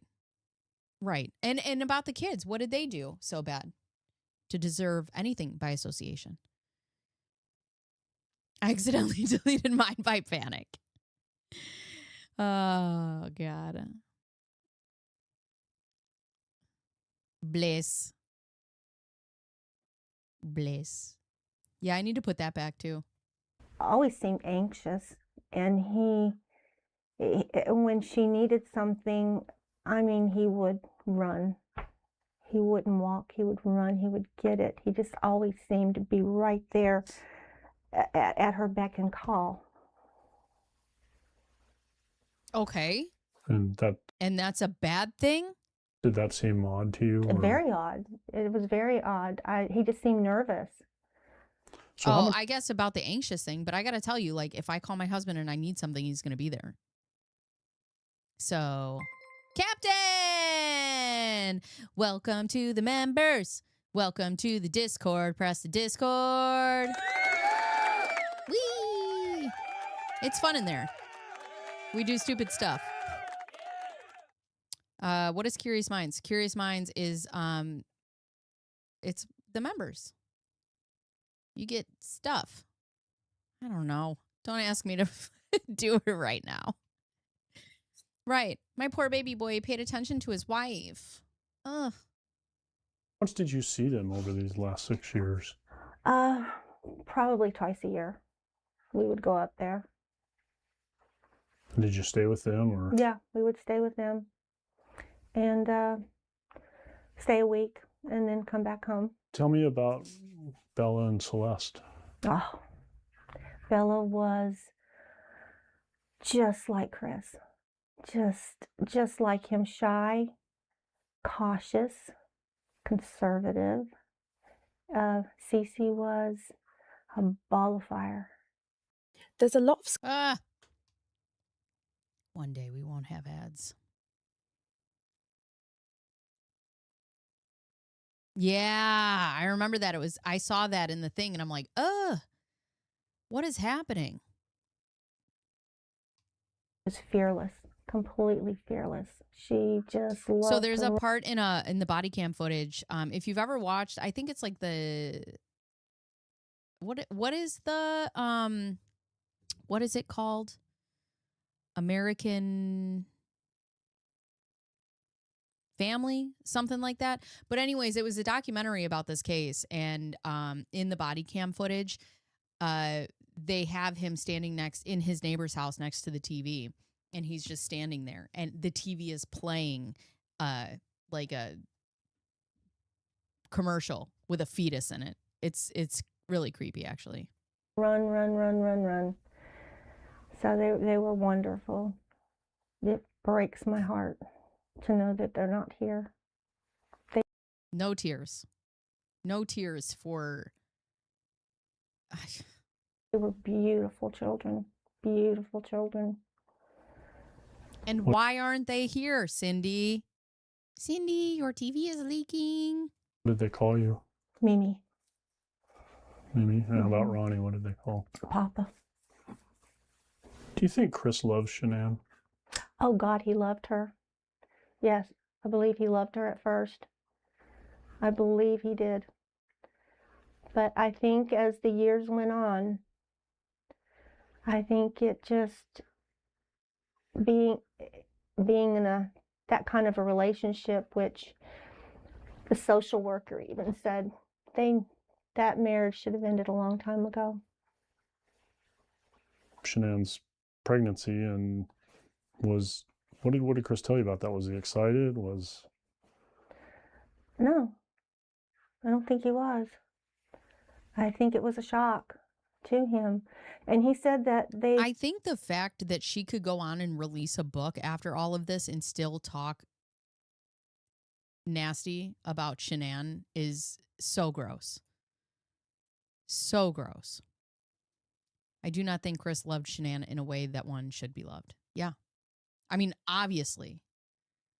Obviously. They have been talking about divorce. That, they are not compatible anymore. And he was not happy anymore. And I finally thought he's finally seen the light.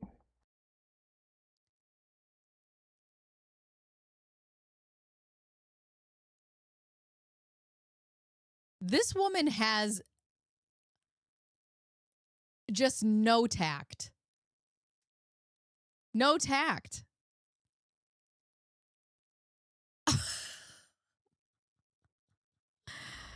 And I take it Chris had never been in trouble with the law. Never. He's got one speeding ticket and didn't even know about that. Tell me what happened when they were reported missing. What did you find out? How did you find out? Who told you? I think Ronnie called me. Ronnie called me and said that they're missing, and I thought, I don't believe it. I didn't believe they were missing. I believed that she was going to punish Chris. She was just going to punish him, take the girls, and just punish him. I had no idea of anything else. Christopher called and said, Mom, they're searching the house. I said, okay, that's fine. I mean, and I still was not worried. I was not worried. I just thought Shanann had run off with girls. So walk me through the sequence of events over the next few days. Did you and your husband travel to Colorado? Ronnie did. Okay. Ronnie did. And I mean, Christopher let everybody come in. Her phone is there. Her purse is there. Everything is there. But there's no kids and there's no Shanann. And I was not worried. I thought she has just gone off and That's a good point. Never been in trouble with the law. He got one speeding ticket and we didn't even know about that. So could it be that maybe you didn't know other things that he was doing? I'll punish you for this and you can worry about me. But dude, the way she continuously talks about Shanann, I'm going to punish you for this. And I was not worried. I thought she has just gone off and I'm going to punish you for this and you can worry about me. But when Christopher called us and he said, I said, do you want us to come down now? He said, tell Dad I need him. Tell Dad I need him to come down. I said, what about me? He said, no, Mom, just stay. Just send Dad. What about me? And he picked him up at the airport and they drove to the police station. And Chris still didn't say anything to him. Nothing. He had already been interrogated 7 hours prior to that. He had already left.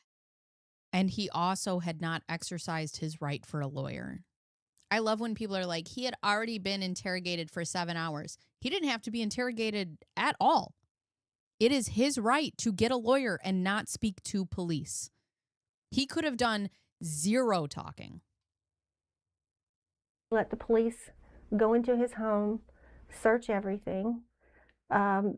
He was going in for another interrogation. The next thing, after 5 hours, they called Ronnie and said that your son wants to talk to you before he tells us anything. And that's when Christopher broke down and cried and said, "I'm sorry, Dad." He said, "I went into a rage and I killed her after she killed Cece and Bella." And he found out where he is, and then they wouldn't let him see him. He couldn't see him. And so he was going back to the airport when his public defender called him and told him to come back. So, and that's when Ronnie met his public defender. And so talked to her for a while, and they kept in touch with us and let us know what's going on. And then what was the next update that you got? Was it? The next update I got was Ronnie called Jamie and told them they found their bodies. And they rushed over here. Nobody told me anything until they walked through the door.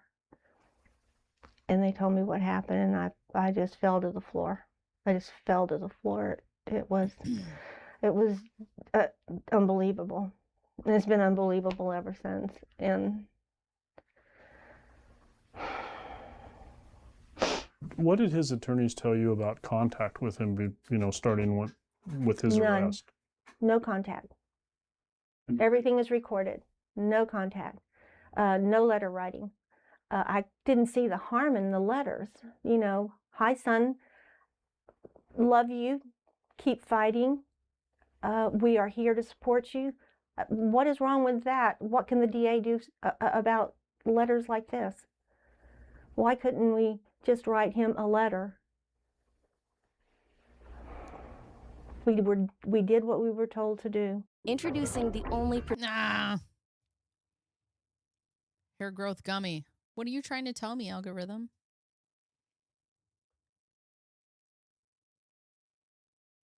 When they called us to tell us that Chris was thinking of a plea, that he wanted to speak to us about it.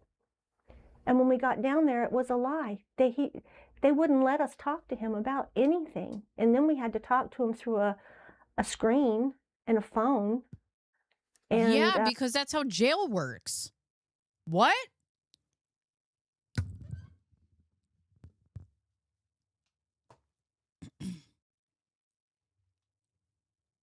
He just looked, he was crying. Oh. I mean, How sad. He looked upset, tired, exhausted because he just had killed 4 people and hid their bodies in a fucking oil field where he dug a shallow grave for Shanann and then shoved his 2 daughters' bodies into oil vats that were 6 to 8 inches wide. I'm sure he looked like shit.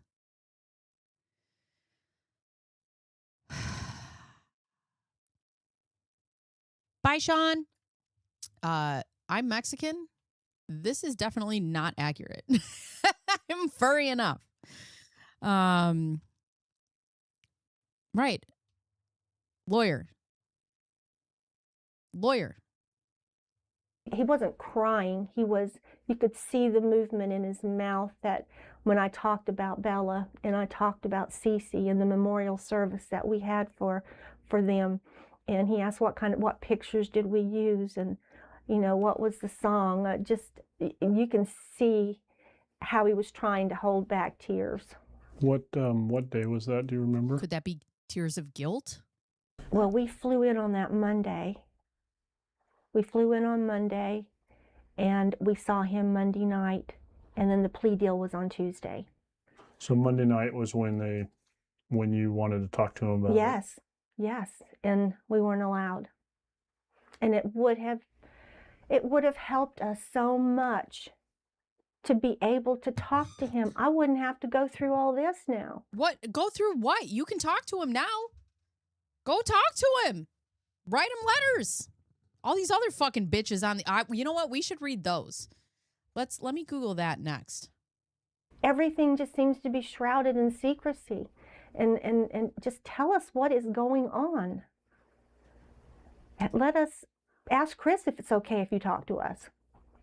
I just don't like the way it was handled from the very beginning. I don't like the way it was handled. I want to save your life. That's all. We're just here. We're going to save his life. We want him to get life in prison. It was like they already knew he was guilty. And this was... Oh my God, it's like he admitted to it or something. Whoa. It's like he said, I killed my wife and children. It's like, I don't know, he admitted guilt? The end of it. Were you worried about the death penalty being a possibility? No, I didn't care about the death penalty. Nobody's going to die in Colorado. I don't think anyone has. What, one person? Colorado is changing. So people stay on death row forever. So then what would be the difference? He's in jail for the rest of his life, or he gets a death penalty. Either way, he's in jail forever. So she's like, I'm fine with that. I'm cool with him getting a trial and chancing the death penalty. What is happening? Keep your cool, Bacon. Keep your cool. Keep your cool. Keep your cool. Keep your cool. Keep your cool. I'm going to be okay. Yeah, no, he was. And that's the point. He was so unconfrontational that instead of getting a divorce and instead of standing up for what he wanted, he decided to kill them instead. Because he's a bitch. With his income, how on earth did he qualify for a public defender? Oh, that's how you get it. Whoa, what happened to my hair? That's how you have to qualify for a public defender? I didn't know that. I have something to say to her. Tell me more, Captain. But that's the thing. Like, you don't just get a public defender. I need to know how that works. I think he'd be safer on death row. And her parents said they didn't want any more death. So I don't see how the death penalty could have mattered. All I want is the truth. I just want the truth. He gave you the truth. He gave you the truth. And you still didn't want it. You still didn't accept it. He said what he said to you after he said what he said about Shanann. He came out and he gave you another confession and you were like, yeah, but not that one. Any truth but that one. That's it. And I know Chris. Want the fastest? Scared me. Somebody called him a public pretender one time. It made me laugh. I couldn't handle that job. That'd be wild. Would take responsibility. And I guess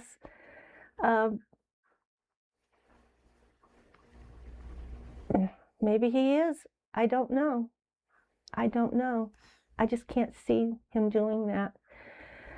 What do you think the truth is about how Shanann and Bella and Celeste died? Oh, God, I don't know anymore. Honestly. I don't know his frame of mind, and I don't know his frame of mind. Because why would you plead guilty to something you didn't do? And that's all I want to know. Why would you plead guilty if you didn't do it? If you told your dad you didn't do it? And that's what I want to know. And they said, well, you'll find all that out. Christopher will talk to you when and after he's sentenced. Well, isn't that too late then? I mean, isn't it too late? What if he tells me, no, I didn't do it? I just took this plea deal because they told me I was going to go to jail anyways. I just want the truth. All of us just want the truth. That's all. But I would like to know what triggered it. How can a perfectly a normal young man, and he's normal. He was normal, but he wasn't evaluated when he came in to this. You can be normal and still do something like it. Right, exactly. Because he did it, Cindy. My truth is equivalent to alternative facts. That's the wrong truth. System.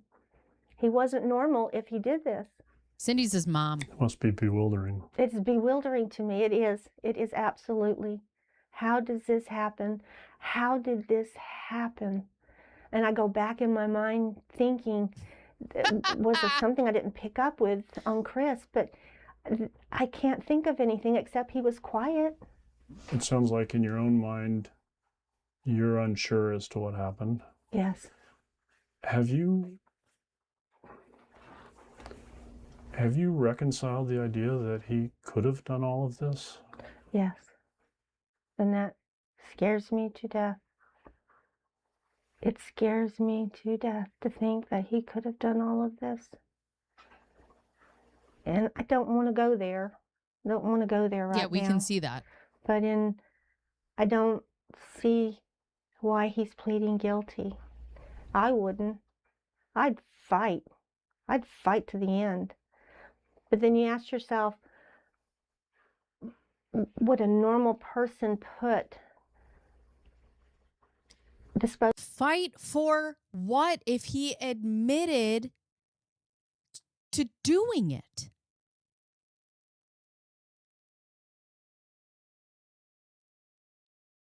She isn't wrong on that point. People will take a plea deal and still get hit with a full sentence. Yeah, but a lot of times people will take the plea deal because it takes the death penalty off of the table. So, and they'll do it because it takes the death penalty off the table. So he still has a full sentence. He just doesn't have death penalty.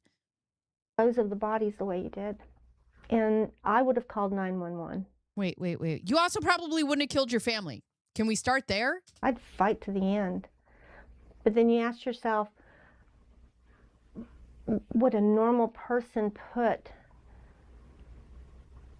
dispose of the bodies the way you did? And I would have called 911. That's a great question. If it happened like that. What would you say to Chris right now if he were sitting here? If we were by ourselves? Yeah. I would say, Christopher, I need to know what happened that night. I need to know what happened. I've got to get these thoughts out of my head. What I think could have happened, but I need to know. And I think in time he will tell me. Probably nothing you ever would have imagined you would have faced. Maybe he already Never. told you. Never. No, and not from the son that I raised and Ronnie raised and our children, you know, we just. Where are these tears for the girls? These tears are lost on me when they are not for the children. We just did everything for them. We worked for them. We wanted them to have a good life, good education. And we stressed education. And they were both doing well. I thought, you know, I knew marriages can be bad, but you can get out of them and go on. But I don't know what was going through anybody's mind that night. But your son was violently allergic to confrontation. Sorry, I have to eat. My blood sugar's low, okay? He didn't like confrontation. He couldn't have gotten a divorce. He couldn't have gotten out of it because that would have meant that he had to stand up for himself, and he is incapable of doing that, Cindy.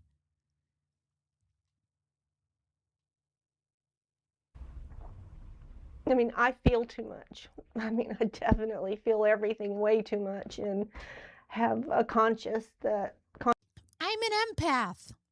Conscience that... I just feel way too much. Feel what? Feel what? You don't feel shit for Shanann. A woman who got strangled by her husband. What do you want to happen now? What would you hope would happen now? Well, I want Chris to have his day in court. I mean, I need to know. Too late. I mean, I'd feel wonderful if I could talk to him and he could tell me what happened. Why doesn't he talk to her? And because that's the other thing. If he's already pleaded guilty, like, can he not talk to people in jail? What is it that he can't talk to people? He can't make phone calls?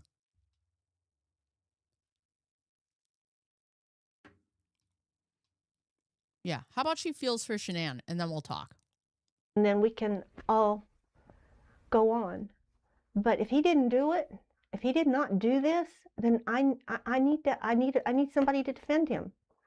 I need someone to defend him if he did.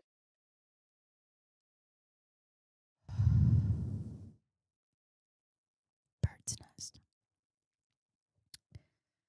I'm not going to repeat myself. I said what I said. Did not do this. Do they have the evidence? He's my son. I got to do everything I've got to do everything I can to help to make sure that he is defended properly. But he said this is his decision, so I don't know. There's doubt. It's his decision, but I want him to make a different decision, which is what Chris has surrounded himself with. People who will make decisions for him. He made a decision. Fuck that one up. One decision he made. Oh boy. Doubt that he did it. I can't see that he did it. I just cannot see him doing that as much as he loved his girls. How do you do that? Hi, Mark Barden at Sandy Hook. Hi, Mark.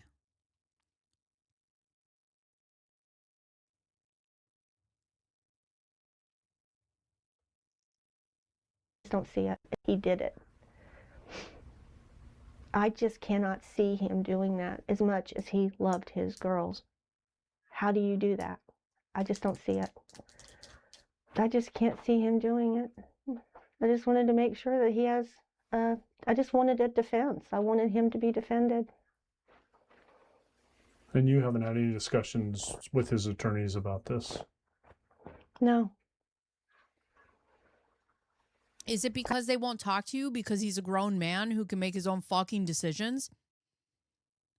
I asked them, do you know what happened? They said, no. We don't. Only person that knows what happened is Chris. Well, then he's told you his story, you know, in the affidavit. They said they would defend him if he wanted to go forward, but he said he didn't want to go forward. And the bottom line is you would have liked to have been part of that discussion with him before he made that decision. The self-awareness, or I think the awareness that we're allowed to have outside of, I have a cheese stick, okay? It's a cheese and beef stick. I love my cheese and beef. Beef and cheese. The awareness that we're allowed to have outside of these situations, right? Because this is definitely in like a vacuum for them. But for us, she wants to be a part of the decision-making process. And then she goes on to say, you can leave a divorce. He could have made that decision. But then when he was in a relationship with a woman who seemingly took on the entire decision-making process, Chris is surrounded by women who make decisions for him. And he's making this decision. Even his mom's like, well, I would have liked to have something to say about it. Bitch, he's 45 something. He's an adult. You do not get to talk to his lawyers. You do not get to have a say. That's what I thought we were going down there for. At least let us talk to him. Let us talk to him. It would have made all the difference in the world if they would have just let us talk to him.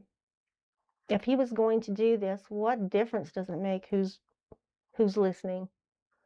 But he has our love. He has our unconditional love. I will never. We can see that. Fuck. Never abandon my son. He did a horrible, horrible. If that comes to pass that he did this, then I still love him. He's my son. and I will always love him. And Nobody said you couldn't love him, but to hold him accountable, I think, is a completely different story. a lot of people don't understand that, and I don't understand that, why they don't. Well, could you talk a little bit about some things we talked about yesterday? You said, I think your exact words were, he's not the psychopath next He door. isn't. He's not the sociopath next door. He's not the psychopath. He didn't kill little small animals. He didn't do any of these things. He was a good child. I didn't see anything. I didn't see anything that was abnormal. Neither did Dahmer's parents. And I'm not saying he's like Dahmer, because again, he doesn't have to be a psychopath or a sociopath to do something in a fit of rage. I believe everybody's capable of it. You just have to, intrusive thoughts won on this one. Normal about him, except he was socially awkward. He had trouble socializing, but so did I when I was younger. I think you learn that as you grow, and I think he felt a little bit more comfortable in his skin, and he just I don't think he just had the right person at his side. I don't.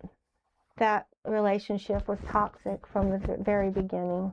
What would you say to Shanann's family if you could talk to them? God, I'm so sorry this happened. For both our families, because we both lost everything. They lost a daughter, we lost our son.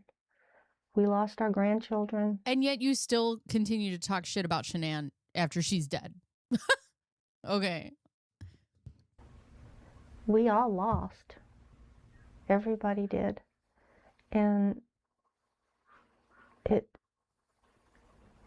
you'll never get it back.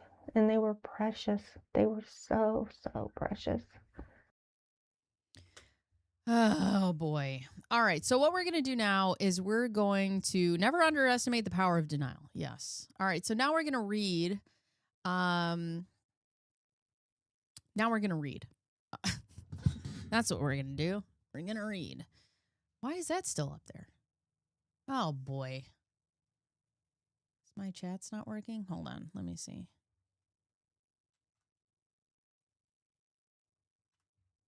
Okay. All right. This should work now.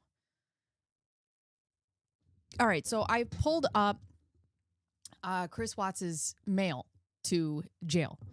And these are some of the letters. I'm not going to put them up on the screen because they do have people's names and addresses, and I don't want to scroll through that.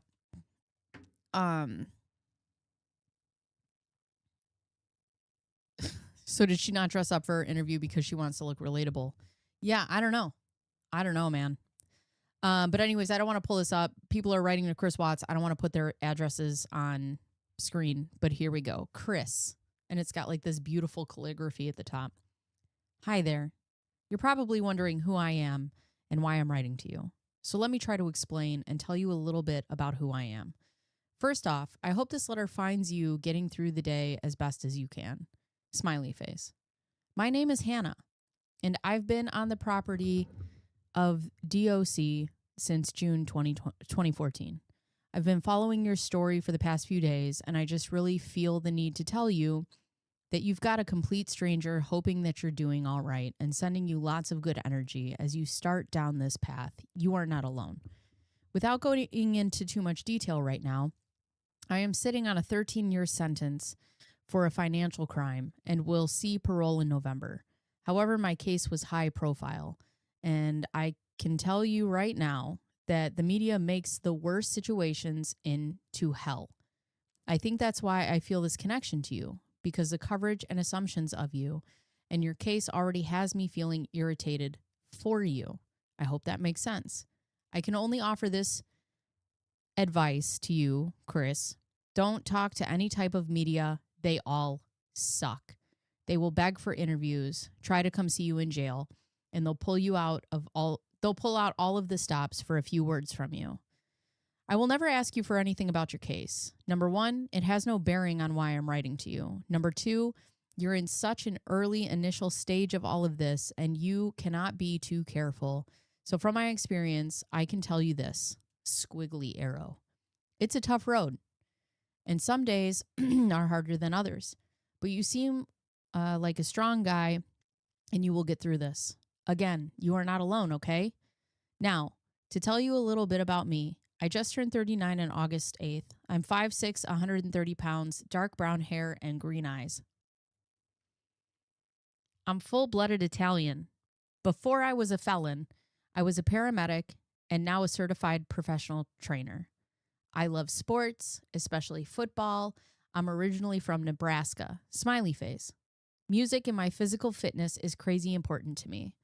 I was married to a police officer, but we've been divorced for about 5 years now. Chris, I really don't have any expectations or hopes in writing this to you. Of course, I'd love to hear back from you when you're up to it.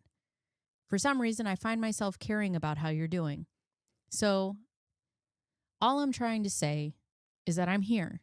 Whether you just want some outside conversation or to get out of your head for a little while, I'm here. And since I'll be released this winter, I can help you out from out there too. Just FYI, smiley face. Take care, Chris. Truly, Hannah. Okay. Yo, that's me. Why do you use filters when you're so pretty? I have filters?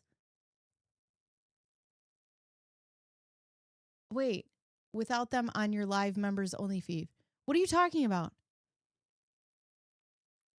What filters? Lame. Tomato, tomato, tomato. Tomato. I don't use filters. I put on makeup before I come on stream a lot. Yeah. That's a way too open letter. I love the, just so you know, I'm 5'6" and 130 pounds. Want to get the pants of killers. I'll never understand why. Yeah. Yeah. Is that little girl who was stealing? I don't know who that was. Deep down, she knows he's guilty. She just can't come to terms with it. Damn, y'all think I'm, yeah. If the shoe fits. Jail Tinder dating. Oh, God. Do I have filters here? I have a blurred background. Nope, this is just my face. I have no filters. I just have a blurred background. See? You could see it in my glasses right there. But other than that, no. I didn't wear any makeup because I'm doing skincare today. Tomato, tomato, boo! I'm going to make that a sound. All right, let's move on to the next letter. Dear Chris, I'm sure it's too soon that I decided to write you, but I just thought that I'd let you know no matter what, you can hang in there. I know the press, God, this is small. Let me see. Can I make this bigger? Fit width. Fit 100%. Oh, fuck. Did I just, oh, fucker. I just lost my, hold on. I just lost my spot. And a good skincare routine. Thank you. Thank you, thank you, thank you. Hold on. Where did these letters go? All right. I guess I'll have to read them small. Hold on. Oh, no. And realized what bacon looks like. Oh, God. Oh, man. I just lost my spot. Hold on. This is the 2,000 pages of discovery that I had gone through when I did my video about Nicole Kessinger. Oh, here they are. All right, I'm back. Oh, my God, there's a picture of a girl. I forgot about these. Bacon is mommy. Oh, my God, this one's long. All right, I won't try to move it anymore. Hold on. Here's this one. Is that the one I just read? Whoa, I can't even read that one. What are these? Oh, God. Ah, fucker. Who is an absolute goddess. Thank you. I appreciate you, Miranda. Hold on. Where are they? Oh, here we go. Oh, yeah. I forgot. There's so many women sending their pictures to him. Right. All right. Oh, this is ABC News trying to get to him. All right, on to the next one. I'll just try to read it. It's really small. I'm sure it's too soon that I decided to write to you, but I thought that I'd let you know no matter what, you can hang in there. I know the press and the media is making you stress out, but remember to keep your head held high and take things powerfully. I am a 17-year-old boy from California, and the reason I'm writing to you is you are pretty much everywhere in the media. I can't use my phone without noticing a news post posted about you. I hope that last sentence didn't make you uncomfortable, but I wanted to be real with you. Anyway, I'm not here to write you some insults to make you feel more bad. I mean, I think the media has done enough. I just wanted to write you to let you know that if you ever need to just correspond like normal human beings, I'm all for it. I'm currently a senior in high school, and I'll be graduating next year. My major is to be in English because I love literature so much. In fact, I'm in AP Literature, Advanced Placement. That's how much literature means to me. Do you have any favorite books? My favorite books are The Catcher in the Rye and The Crucible, Lord of the Flies, Of Mice and Men, and many other classics. I do like other books, but I bet there are books you obviously don't know since it's for young adults my age. I'm an openly gay student in high school, and sometimes it can be stressful. But since I'll be graduating in 9 months, I bet it wouldn't matter as much. Are you against homosexuals, by the way? If you are, that's totally okay. You have every right to have an opinion. My favorite music is mostly rock, like AC/DC, Green Day, Breaking Benjamin, Nirvana, all those classics. What's your favorite genre of music? Got any favorite films? I'm more of a horror movie type guy. I love anything suspenseful and spine-tingling. Those are the ones that make me favor them. If you have any advice for me to surviving my senior year of high school, please let me know. I'd like to hear with what you have to say. Well, Chris, I do sure hope they let you read this letter. I'm not asking for anything, just for your advice. Please hang in there. Hopefully, I hear back from you soon. Okay.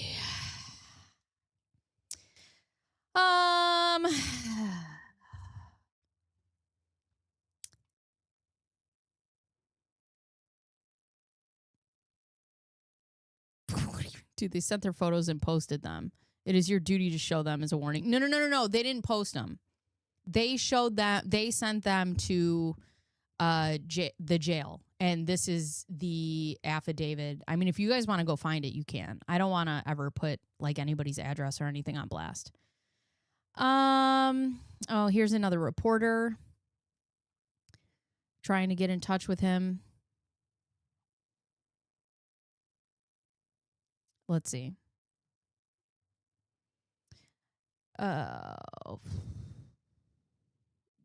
What? This is from an older gentleman. Dear Mr. Christopher Watson, let me know. Oh, wait, sorry. This is written oddly, and it's also on a picture with clouds. Dear Mr. Christopher Watson, I just wanted to let you know I have prayed for you, your wife, and daughters. I judge no one. I am just a follower of Jesus Christ. Christopher, I hope you know Jesus Christ as your Lord and Savior. Even though you are locked up, you can be free in Jesus. We are all sinners and need God's love and mercy. I know your wife and children are in heaven with Jesus in perfect peace. Christopher, reach out to Jesus. I will keep you in my prayers and thoughts. God bless you and keep you in his hands.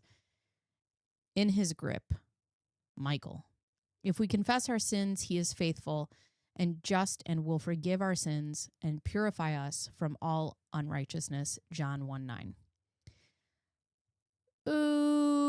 Okay. Maybe dial it back a couple of degrees. Who, me? Because I'm like reading in here. I'm just trying to see, man. Oh, yeah. Oh, yeah. All right. Let's go on to the next one. Chris, you most likely will not respond, but I hope you give me a shot. I do not want to talk about anything you do not want to talk about. This letter may not even get to you in a timely manner because I am thinking they are going to put you on a suicide watch. Anyways, I'm Steve.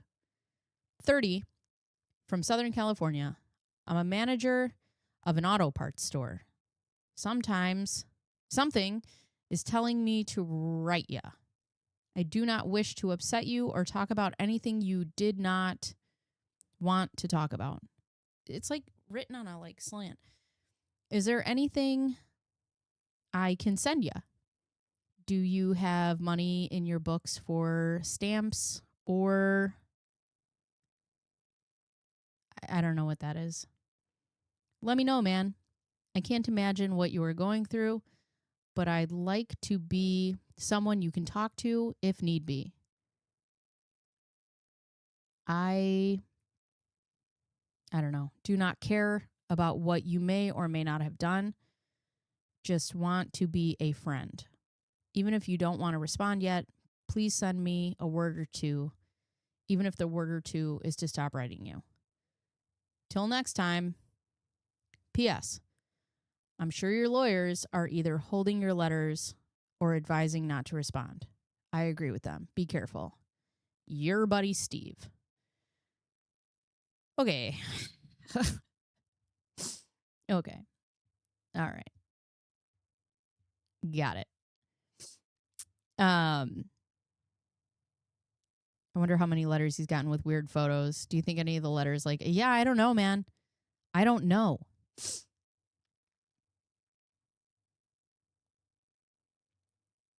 Dear Chris, hey, my name is Candace. I really hope that you are all right. I'm writing you to tell you that I'm really, really sorry about what happened and sure that you need a friend that is on your side. I'm probably going to get tons and tons of backlash, but I do not care. Everyone is saying nasty, horrible things about you, but I truly do know in my heart, and it's not spelled heart, it's just like a heart, that they are so wrong. Also, they're spelled wrong, Their. I've been watching your interview, and I just became attracted to you and your story. Don't ask me why. LOL.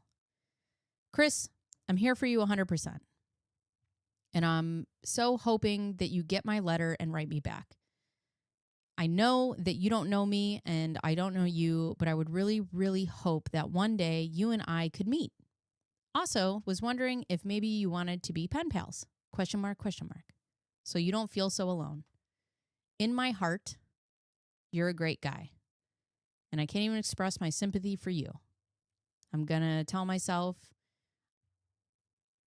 tell you a little bit about myself.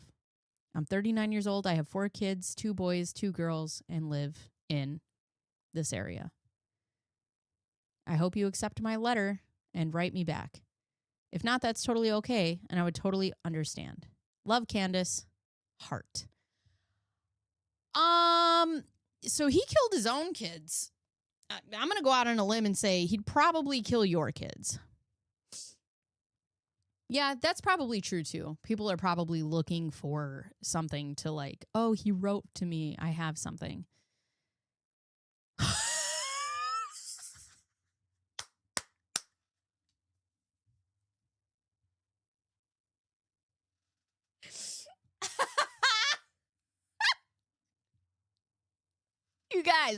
You guys, this next letter. Are you ready?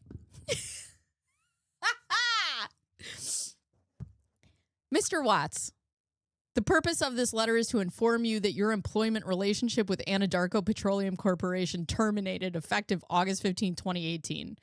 Anadarko Human Resources Department. They fucking fired him in a letter. They're like, bitch, you're fired. Anadarko was the place that he worked. Oh, shit. That's funny. That's funny. This letter is cold as fuck. Look at this. Hold on. It's like 3 fucking... It's like this.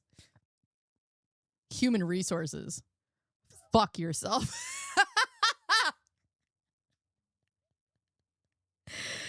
Oh, God. Yeah. Oh, my God.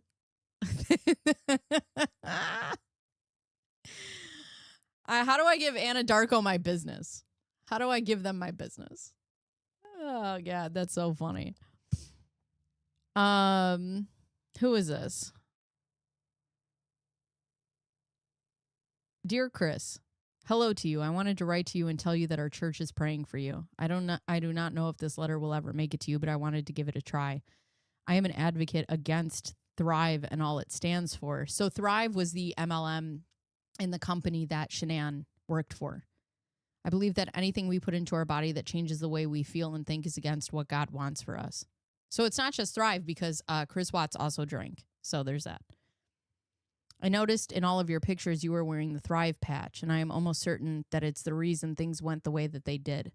Everyone that takes the quote-unquote drug handles it differently, or so I have been told. Do you think that had anything to do with what happened?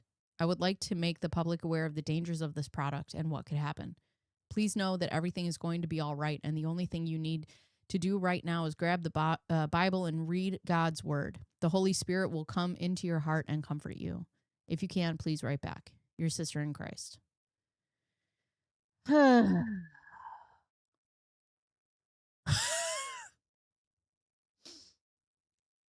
right. You guys, I'm just going to put this on screen and let you guys read it. Not that one.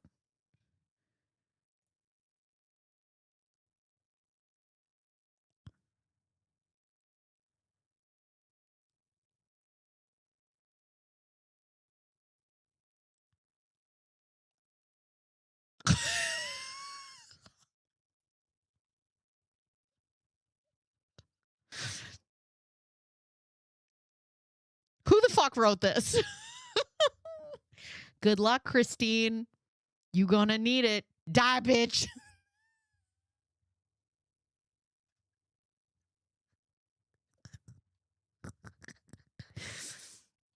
I will never condone this behavior, but that's funny as fuck. Colorful.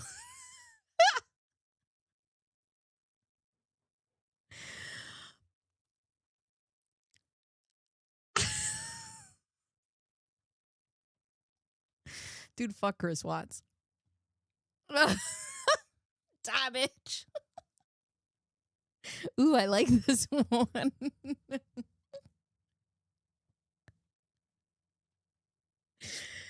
Oh, God. Hi, Christopher. Oh, sweetie. You really soulmate. I love you so much. I miss seeing you around in the neighborhood. What will I do, my love? Freaks of nature like you should have been killed at birth. Whoa!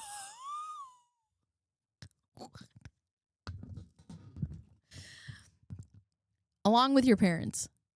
Just like the Romans did to their defective offspring. You fucking freak of nature. Hey. I can't read the rest of this. I cannot read the rest of this. I'm going to put this one in the Discord because I can't read this on stream. I'm going to, you know what? I'm going to do this. Okay. And then I'm going to do this. And then you guys can go read it. I'll put it in the Discord right now. Because I cannot read. Ooh. I'll put that in the case suggestions. Well, that's an interesting one. Pictures, screenshots. Let's go for this one and this one. Open. All right. You guys are getting them in the Discord right now. Freeze. No crumbs. Well, that took a left turn. Oh, my God. I'm so happy to be a part of the Discord. Yeah. I don't even know what this one says. Hold on. Hello, Chris. My name is... I can't even see this. Right soon. I don't know. I'm not reading that one. I don't know what that says. This one is a bunch of pictures. Greetings from New York, Chris. I wanted to send you a greeting card, but I have no idea what the mail rules are there, so I'm playing it safe with a boring letter. Mad face. At least I hope it's not boring. You're probably being bombarded with mail, huh? I hope I haven't invaded your space by reaching out. That's not my intention at all. I found myself thinking a lot about you. I wasn't going to write because part of me figured maybe this letter wouldn't be welcomed by you, but I figured life is too short to hold back. So here I am. If you've gotten this far without throwing my letter into the trash, thank you. I'm not going to bombard you with questions. I figure you'll tell me about yourself if you feel up to it. As for me, I'm an open book. You can ask me anything you'd like. I promise to answer honestly. For starters, I'm 29 years young. I'll be 30 on November 27th. Gasp, with little stars. Really not ready to exit my 20s yet. Ha! I was born... Russian is my first language. I grew up in this area, but have lived in this area on and off for 10 years. Now, have you been to this area? I have a love-hate relationship with it, but I don't think I'd ever live in this place again. Have I bored you to tears yet? That was my goal. Kidding, of course. I would love to tell you more about me. I'm extremely lonely and can use a friend. I'm sure you're wondering why I've even written you. I know I'm a stranger, but I care about you and your situation. I can't help it. Is there anything you need? Can I send you something? A book, perhaps? Please let me know and don't be shy. Not only can you ask me anything, you can ask me for anything. My brother was incarcerated for a long while, and he told me getting mail was the highlight of his day. It put a smile on his face. Well, Chris, I hope I've put a smile on your face. I'm here for you. I'll keep writing more, but I don't know where you stand. So at this point, the ball is in your court. Again, if there's anything I can do for you, big or small, please don't hesitate to ask. Keep your head up and stay strong. Please know that there are strangers out there like me who care about you. With friendship, this girl. I only sent one picture as I don't know how many are allowed. If you want more, let me know and I can send to you. I've enclosed a picture so you can place a face to the words. I know what you look like, so I thought I'd make it fair. Oh, and it's a picture of her in her bathing suit. Okay. Moving on. Here I am enjoying a day on the beach. I love the water. All right. Yes. Tiny cell space, right. Factory reset and have to install it. You know what? Just or I could put it in here again. Here. Let me put it. I'll put it in here and you can have it. Here, Miranda. Ooh, yeah, right? Copy. Copy pasta. There you go. Yeah, these people need help. Yeah, that's interesting too. I mean, I guess if you just want to like write to people and you don't want to see them in person. But yeah. That's another one. Here's Christopher Watts, praying for you. I'm going to put money on your canteen, sweetie. XOXO. Smiley face. Hold your head high. Much love. Chris, hey, sweetie. How are you holding up? My name is Summer. I know jail is tough, but 2 T's. Keep your head. Keep your head high. You got this. I'm always there for you. I will be adding some money to your canteen. I know how it is. Write me back. We can be pals. If free, call me collect. I will be waiting on your call or letter. Love always. Oh, boy. Yeah, our is an oddball. Rather go to Farmers Only than a... Yeah, this is something. Dear Chris. Oh, nice. Hi, this is Candace again. LOL.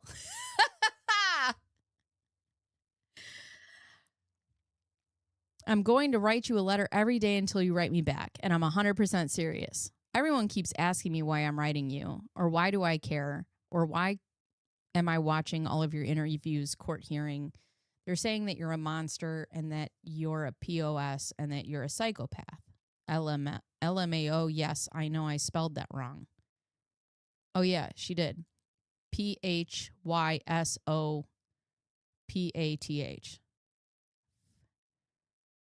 Physiopath. But I've been telling them that they're wrong. There is spelled wrong again, THEIR. And that I do not feel the way they do.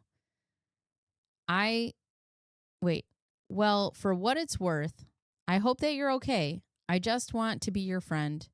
Talk every now and then. Would like to be put on your visitation list, if that's even possible. LOL.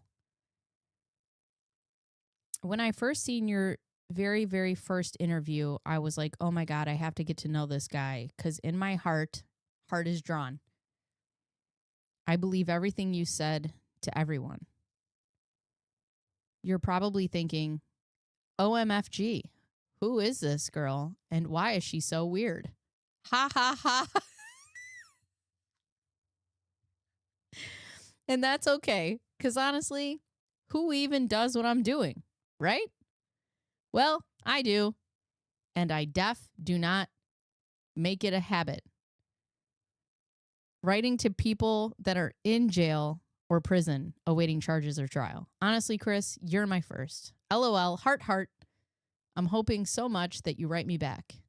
I mean, even if it's like, fuck off and leave me alone, at least I know that you're getting my letters. But if you do write me back, I don't even care what it is. I tell you what, I'd be the happiest girl alive. That's for sure. Smiley face. Okay, well, I'll let you go. Sad face. I really hope I hear back from you super soon. Love always. Hashtag Team Chris. Hashtag Chris is innocent.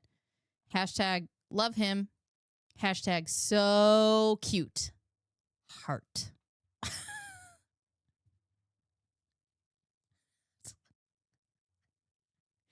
I feel like we should just like read jail letters. Fan. Oh, God.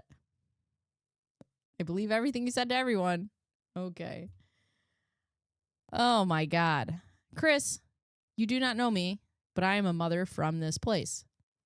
I have followed what took place, and I am heartbroken over it. Saying this, I believe there is only one person to judge, and I'm sure God knows your true heart. You had a beautiful family, and I'm sure in your own way you are dealing with all of this that is taking place. I am not here to judge you or ask why or what went wrong. I believe that something has drawn me to mailing this letter, and in time, I hope I know what that may be. I have never done this before. I do not know why I'm doing it now.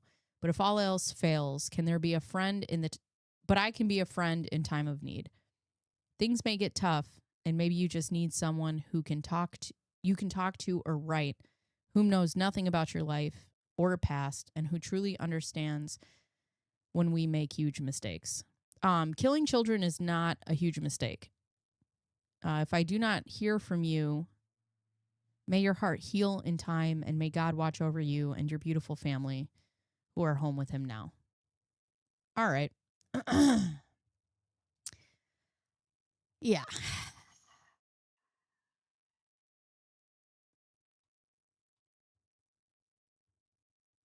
Very, very out of touch with reality.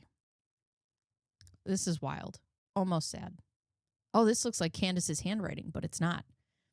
Dear Chris, you don't know me, but I think you might want to. Smiley face. My name is Tammy, and I'm from this place. I'm 36, never married, was close one time, but my career got in the way. No kids. Die hard OSU fan. Sorry, but I really don't like the Steelers. Squiggle face. I will try not to hold that against you. Maybe you should hold against him the fact that he killed 3 babies. 3 babies. That's a choice. Okay. Anyways, I'll keep this short because I'm not sure this will even get to you. I just wanted to reach out and be your friend if you'd like. Someone who knows nothing about you, therefore will not judge you based on your current situation. I also thought you'd want to know what I look like, so I printed a few pics from my Facebook. Yes, it is really me, I promise. I will say this. It seemed rather archaic to print pictures on a printer since we do everything electronically anymore. But for now, it will do. Maybe. Down the road, if I hear back from you and we start to correspond, I will send you actual pictures. Believe me, I have a zillion. I will tell you this. I'm not fake. I'll never lie to you. I don't want anything from you, and I don't want to discuss your case. I'm also not a crazy person who writes to inmates. First time for everything. I'm actually very nervous. Smiley face. If I never hear a word from you, I will understand, but please don't hesitate to write back if you just like to have a new friend. Be strong. P.S. I didn't expect my pics to print full page. Oh my God. It's like I'm right there in your face. Smiley face. And here are her pictures. Oh boy. All right.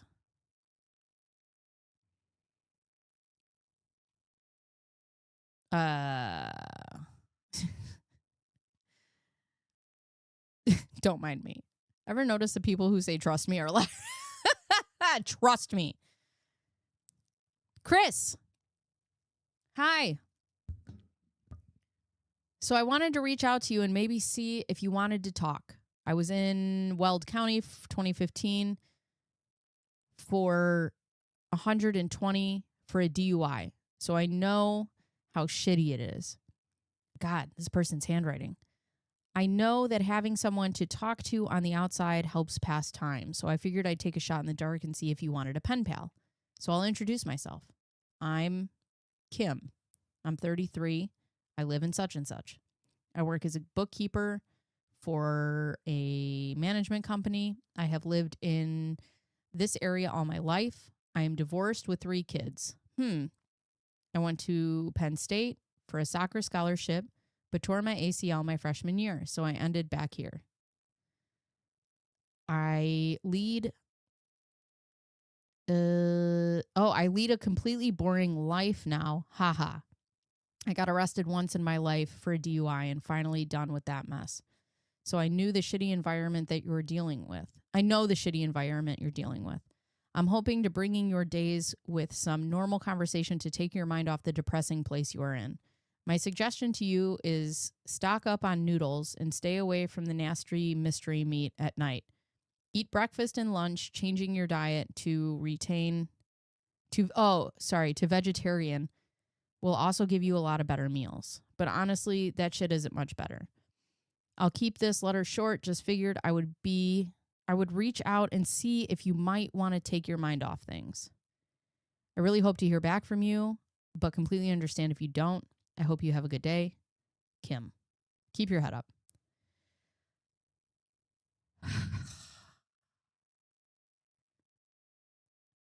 Tammy. I'm also not a crazy person who writes to inmates as they write to an inmate to get a pen pal. Right. Oh my God. Yep. 100 days in county is the same as a lifer. Right. So wait, homegirl was in jail for 120 days and knows how it is to be in prison for murder. Right. Exactly. On to the next. Oh, this is from NBC News. Hi. Do you want to tell us your story? Hello, Chris. I wanted to write and say hello and introduce myself. I know you're going through a tough time right now, and I hope this letter gives you some hope. Do you think any of these people, like wrote to Shanann's family and was like, I am so fucking sorry for what you're going through?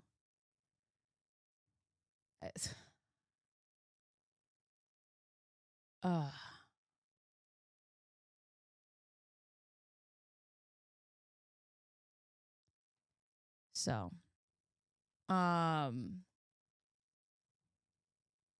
let's see. I just wanted to write and say hello and introduce myself. I know you're going through a tough time right now, and I hope this letter gives you some hope. I currently live in this place, but I am from this place originally. I used to be a professional snowboarder back in the day and moved here in 2005. As I write this, we are currently in the middle of a hurricane. so no work today. Equivalent to a good old snow day. LOL. The media has built it up to be this huge, crazy storm, but barely getting a little rain. So anyways, a little about me. I work for a vacation rental company, and we have about 20 condos we rent. It's a pretty boring job. I absolutely love the Broncos, and did my favorite music includes Deftones, Jane's Addiction, Filter, and Stick Figure, reggae. I'm a single mother with one daughter, and I also have a baby grandson. I'm hoping to hear back. I'm hoping to move back to Colorado in the next 6 months. I lived in Aspen for about 10 years and called that home. My goal in reaching out to you is to hopefully form a pen pal friendship and give you something to do, and to maybe look forward to receiving my letters. I'm an optimistic person and trying to find the good in a situation. I'm sure that deep down you are a wonderful, interesting, and decent man. I like humor and jokes and know firsthand that a good, hearty laugh can lift your spirits. I'd be happy to send you funny and interesting something and pictures. You must be bored. I'm sorry about that. Anyways, I've included a return envelope, paper, and hope to hear back from you anytime. I've put a couple of pictures from my town so you can see where I live. I write to you in strict confidence and promise to keep it that way. I know that I'm saying a prayer for you and everyone else, and you will get through this. I dare to say I feel like I've met you before.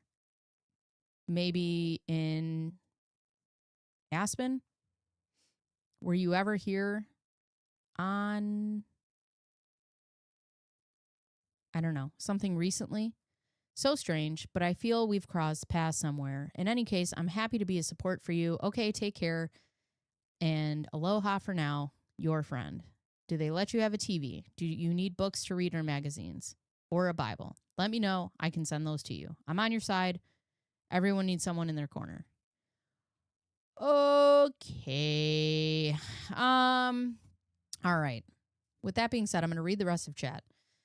Make some burritos and cheese. What's part of literal child murder is attractive to women with children? Right. I love the women who are like, but I also have kids. Yeah. How about no. Wait. Where did my messages go? Oh, there it is. Okay. I have a message I want to read. I'll be hopping off in a wee bit once my badass daughter gets in the car. She was ripping through her schoolwork today instead of doing it. Oh, okay. Yeah. Sending positive vibes. I hope the school system where you are has a good program for dyslexic children. Yep. Some are good. Some treat kids like they're dopes. Yes. Thanks all. We are in the process of getting her IEP and correct teachers going on. But, well, I live in a very red state where IEPs are basically already out the window. Yep. They're coming for us next, girl. Good ones seem rare. They do not, but I compensate, and we're working with the district as well. Yeah, we just had this conversation because my son decided that he does not want to work anymore. So I was like, yeah, just send his work home with me, and he'll either do it at school or at home. But either way, he's going to get it done. And with that being said, I have to go get ready to be a parent. So you guys have been great today. I love you very much. I won't be around tomorrow. I have court tomorrow. I'll tell you guys all about it later, and I will see you next time.